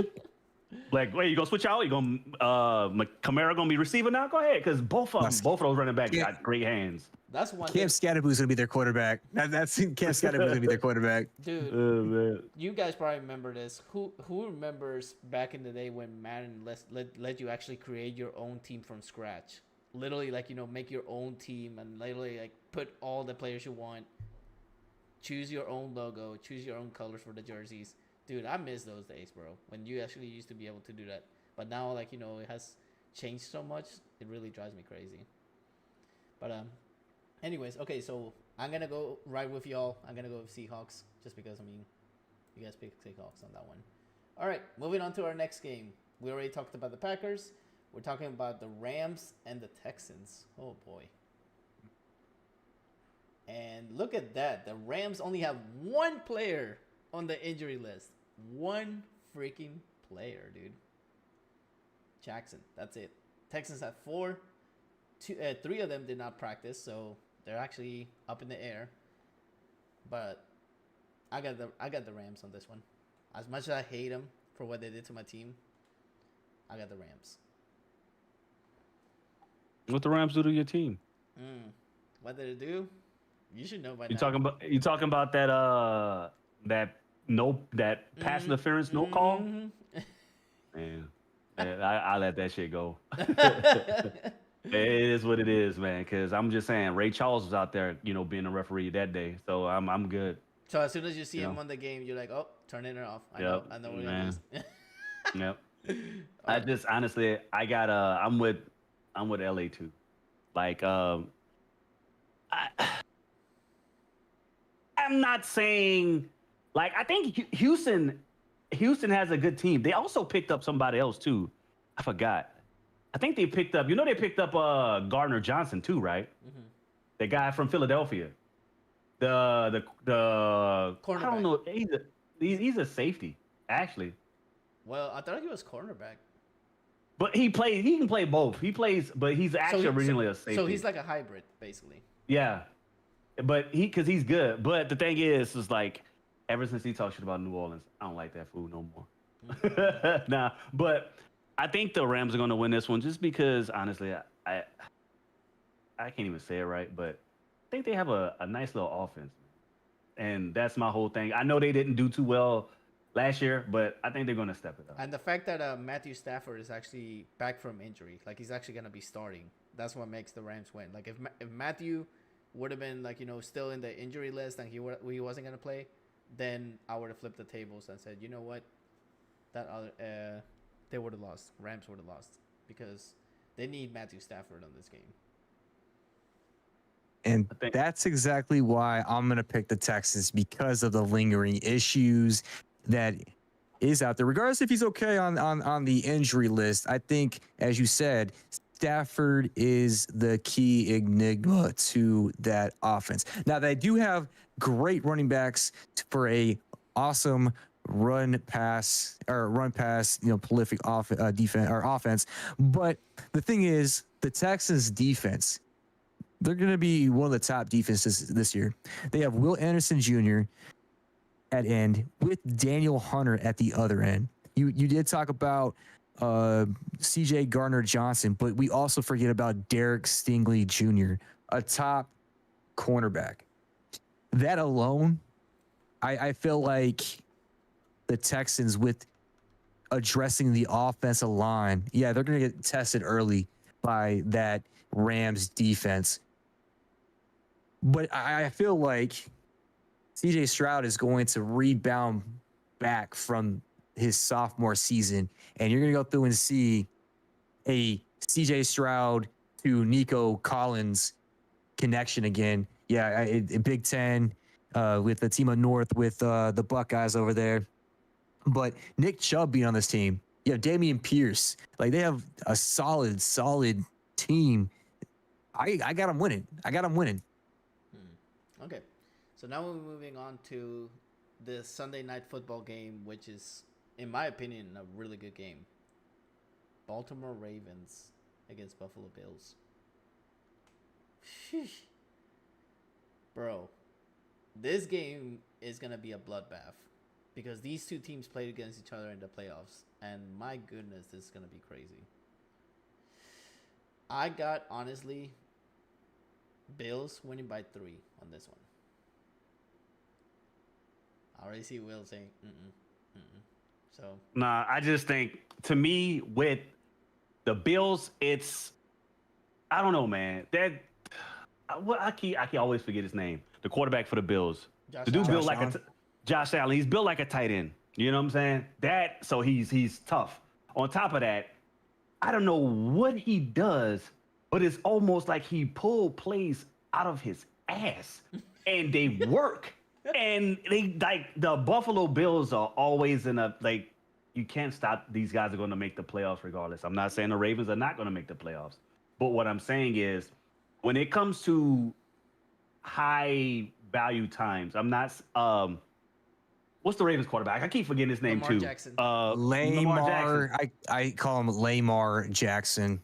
Because you ever notice they don't, if they do it, I don't think have they won any games in the playoffs? That's my thing, right? They make it to the playoffs but never win. But so, and I'm not trying to I got it. This is the first game, it's not the playoffs. But I just think that they're going to do great. They're going to make it to the playoffs, but they're not beating Buffalo. Buffalo has too many weapons. That's all I'm saying. They can't. So I got Bills winning. Hey, let's go. So you talk about Lamar Jackson. As I go through and call him. Lamar Jackson, to me, is like a Kevin Booker in the NBA. Can you go through and do it sensationally, put up the stats and all that stuff throughout the regular season, but when it comes to crunch time, where you at? he's got the team around him. You got Mark Andrews, you got Zay Flowers, you got Derrick Henry now, to go through and make you more lethal, more potent. But they always fold when it comes to crunch time. And you go through and you see Josh Allen elevate his game. Yes, he can't go through and get over the hump. And yes, there was a questionable call on a first down when it should have been a turnover on downs in that Buffalo Chiefs game, bringing the Bills to the championship. And I feel like that would have been a different outcome against the Eagles. With that being said, I still feel like the reigning MVP is going to go through and win this game. Josh Allen, going to do Josh Allen things, and the Bills are going to win at home. Let's get it. So nobody picked, like you called him, Lamar, to actually win this one. There's another funny story with that one. So one of my friends, by the username Nola, he literally told me a long time ago that when with him and one of his buddies, he was playing Madden, and every time, how you do the NFL Superstar, you get to create your own player, you get to choose if you want him to have 99 overall, all this stuff. So he told me that a while back, even before Lamar Jackson got into the NFL, literally he made a player named Lamar Jackson, and I was like, dude, what made you want to come up with that name? He's like, well, I used to live in the streets called Lamar and Jackson, so I decided to name it Lamar Jackson. So now when he got drafted in the NFL, he's like, holy shit. Literally, the NFL has a Lamar Jackson player. Like, what? And then, he saw that he was mobile and everything. He's like, dude, he's just like I wanted him. I was like, bro, that's just unbelievable. Like, sometimes when shit like that happens, it's great. So what does that mean? He never made it to the Super Bowl? In Madden? Oh, dude. If I tell him that, he's going to be like, damn, he got me. I'll be like, Big Will. He got to control out the league. He's going to sell his Xbox after that one. I'll be like, Big Will. He's going to sell his Xbox. I'll be like, Big Will 82 says that, just so you know. Oh, man. All right. So, if you watching this, I'm sorry, but it's probably true you didn't make the Super Bowl with the name that's there. Yeah, shots fired. I'm a Browns fan, so I can go through and do that. We lose. We suck, okay? We suck. I can do that, okay? Don't add me. All right. So we're down to Monday Night Football. Minnesota Vikings at Bears. Oh, my gosh. All I got to say about this one, I had to take my glasses out after this one. Dennis Allen being the defensive coordinator in there, I got a feeling like he's going to get destroyed. You know what, Lou? I'm going to say the opposite, right? I got a feeling that he's going to go there and he's going to play his... It always happens, man. It always happens, Lou, to us, to the Saints, right?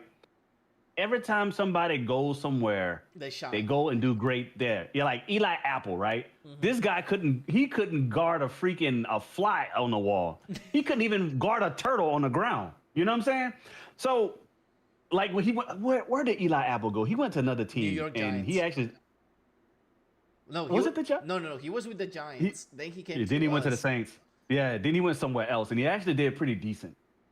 He actually did way better, and it's always like that with the Saints. So I think that he's going to go to the Chi-Town and do great as a defensive coordinator. So I don't think the Bears are going to win this one. I don't think they're going to beat Minnesota. No, but I think that he's actually going to shine. The Bears are going to do better than what they have been doing. So this is what I find funny, that you're gonna find this such a coincidence, guys. You guys remember Katrina, right? That actually happened 20 years ago, and they're celebrating 20 years after Katrina this year. We played Chicago this year in the regular season, right? So wouldn't it be something if Saints and Bears make the playoffs and we play against each other, kind of like in that season that after Katrina in the NFC Championship? That'll be really coincidental. I'll be like, holy crap, history is repeating itself. You know that, Will. You know that damn well. I do. Yeah. Because, dude, that game, seeing Reggie Bush dance in the end zone, dude, that made me want to dance as well because I was like, oh my gosh, playing the snow is great, but I hope we don't get to play in the snow if we do play in the playoffs. What you got, CDP, for this one? We both got Minnesota. I am going to say you got a quarterback that has a year under his belt and a quarterback that was out all year based off injury. You have a defense that's great on both sides. As I was going through and talking about earlier, Ben Johnson is going to be the key factor here. You're going to see a different side of Caleb Williams, and I'm not huge on Caleb Williams. You go through and paint your nails, do whatever you want, man. I'm not knocking that. You have the skill set around you, and I think that you have the arm to go through and make it happen there. I feel the Bears are going to win this one at home because of the coach that helped revive Jared Goff's career is now with this team. Okay. All right. So now we're actually going to get to the last segment of the podcast, which is called your final take on the season. Not like, predictions or anything like that. I'm wondering, how in the world is the virtual cam that shows if they make a first down instead of using the chain, how they're gonna implement that, because there's so much controversy going with that, saying they might actually move in that with the AI they might make it so it actually looks like that but it's not closed, because now they can manipulate the game basically with that. I don't feel comfortable with that. I miss the whole chain, when you had a chain to go out there and measure the ball right there. I miss that formula. I cannot stand the new AI camera that they're gonna have. I don't know how you feel about that, guys. I'm hoping we're gonna hire Arnold Schwarzenegger because I feel like Skynet's about to happen. We're gonna need to go through and have some ultimate defense. I'm just kidding. No, I think it's gonna go through and help out with that. Obviously, you want to go through and have tweaks to it. It's a trial. There's gonna be mistakes. You have mistakes even when humans are going through and making these calls. Even with the chain gain, it can be based off of the measurement that the ball was put down from what somebody saw from their eye, which sometimes is used from camera footage. But it's only based off the eye. And still, with that being said, even though AI is going through and doing this, you're still going to have somebody tweaking it to make it better, and it's going to progress. So I am for it, making it easier. Obviously, it's going to go through and open up new avenues, new opportunities for people to go through and have different types of jobs. It's just a different way that people aren't going through and used to. They're used to going through and having a hands-on effect. Now it's more of the mind with the hands-on effect when it comes to it. So that's my take. So my take, honestly, at this point, I'm tired of the zebras, bro. I'm tired of the zebras. They always fucking get these. Don't get me wrong. I'm an older man myself, right? But they get these guys that literally need to be in a fucking retirement home, like for real. And they literally don't, because me and Lou talked about this earlier about the whole no call, and when the Saints played the Rams, and that dude hit that receiver and damn near flipped him. And I'm like, that is not a call. I'm like, I'm fucking done. I'm done. And I got up and I just walked off because I knew we lost after that. I was like, man, I'm tired of it, bro. I'm like, my thing is, I think they need, whatever they need to do, they need to, I don't know, go younger, possibly. Because, obviously AIs and, all these different things are not going to be able to make calls and stuff like that. But they need to go younger. Get somebody with some glasses that can see. Because I think, I think these guys brought Ray Charles back from the dead and say, hey, we need you to be a referee. Nah, man, get some actual people out there that's actually really wanting to do this job, because, even with the tuck thing with Tom Brady and, everybody looking after Mahomes and stuff like this, bro, they can't be like this. I got it. You want your next Tom Brady to be in the game. Nah, man, play the game straight up, and it showed when Kansas City actually played a team that was on their ass, like Philadelphia. You know what I'm saying? Like, hey, guess what, Mahomes? You don't have the freaking zebras to help you this time, man. You got your ass blowed out, didn't you? Which I am not saying Mahomes is not a good quarterback. What I am saying, though, when you actually let these boys play, guess what? It's a fair game. People get exposed. Yeah. I mean, So, that's the same thing I said about when they're playing in Brazil on Friday. They're not playing in the U.S. They're playing in a neutral ground. So I hope, like, it's a neutral game. Not like, oh, we're playing in Kansas City. Oh, we're playing in L.A. Neutral ground. Like, everything should be neutral. Like, not one side favor the other. Like, I'm tired of this whole, like you said, Will. I mean, literally having, like, the Zebras always pull for Kansas City because they want Mahomes to be the next Brady or beat Brady's records already. I'm like, dude, it's too early to do that. Why you want to break somebody's record when he already got those records? Like, they should stay there for a while. It should be a challenge to get up there because it was a challenge for Brady. It was a challenge for Breeze, all those quarterbacks. Back then, it was more fun to watch. Now it's actually almost like, okay, it's all almost scripted. Like, it's all already like a narrative. It's almost like, I hate to say it, but it's almost like WWE, where everything is scripted. That's my hot take on that.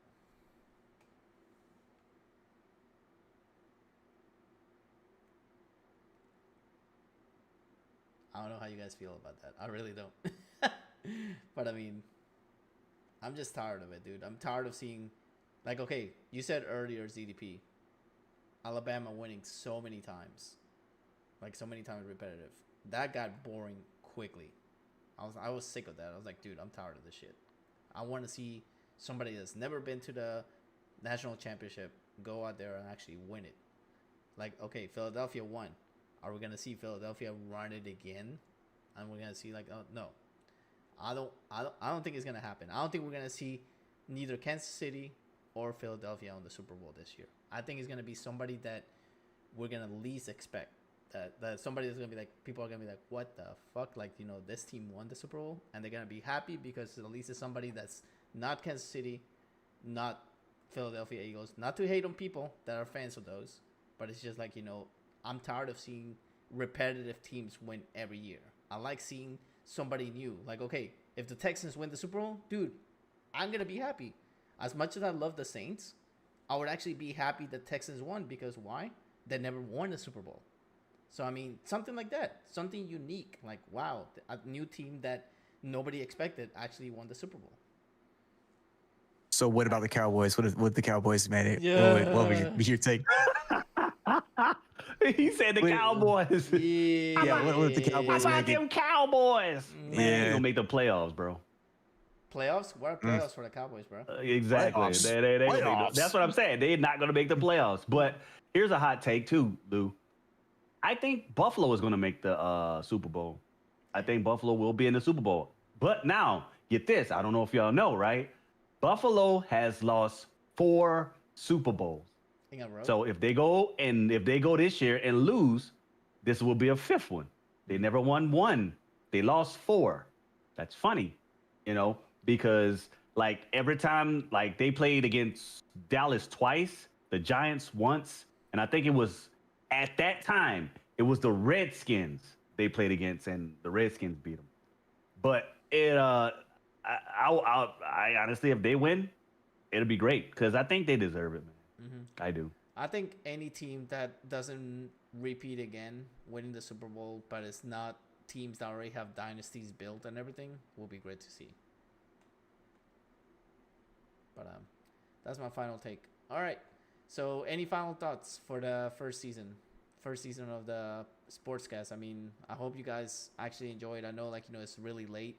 I apologize that it took a while, but hey, we all here talking football. It just started. So, I mean, after this week, literally, that's where we're going to know more in depth, okay, this team is legit, this team, but it's going to be every week. And we want to thank everybody that came in, followed, talked in the chat. We appreciate all of you guys. We appreciate Big Will for taking his time because I know he has a busy week this week and he has a lot going on. And then ZDP, I know you have a lot of stuff going on your plate too with your family. You're basically a Parenting always comes first, no matter what. I always say that. IRL stuff always first. But I want to thank you guys for taking the time to be here with me tonight. Yeah, no, thank you for the opportunity, and Big Will, thank you so much for going through and being part of today's event, going through and sharing your thoughts and all. It's been fun and all. Looking forward for more, and y'all want to go through and see some more stuff, make sure you go through and like, subscribe on YouTube, check out on all other social media platforms, on Twitch, on Kick. We'll have all the other social medias up and running, but be ready. We are going to be making our way through. We'll catch you on the flop.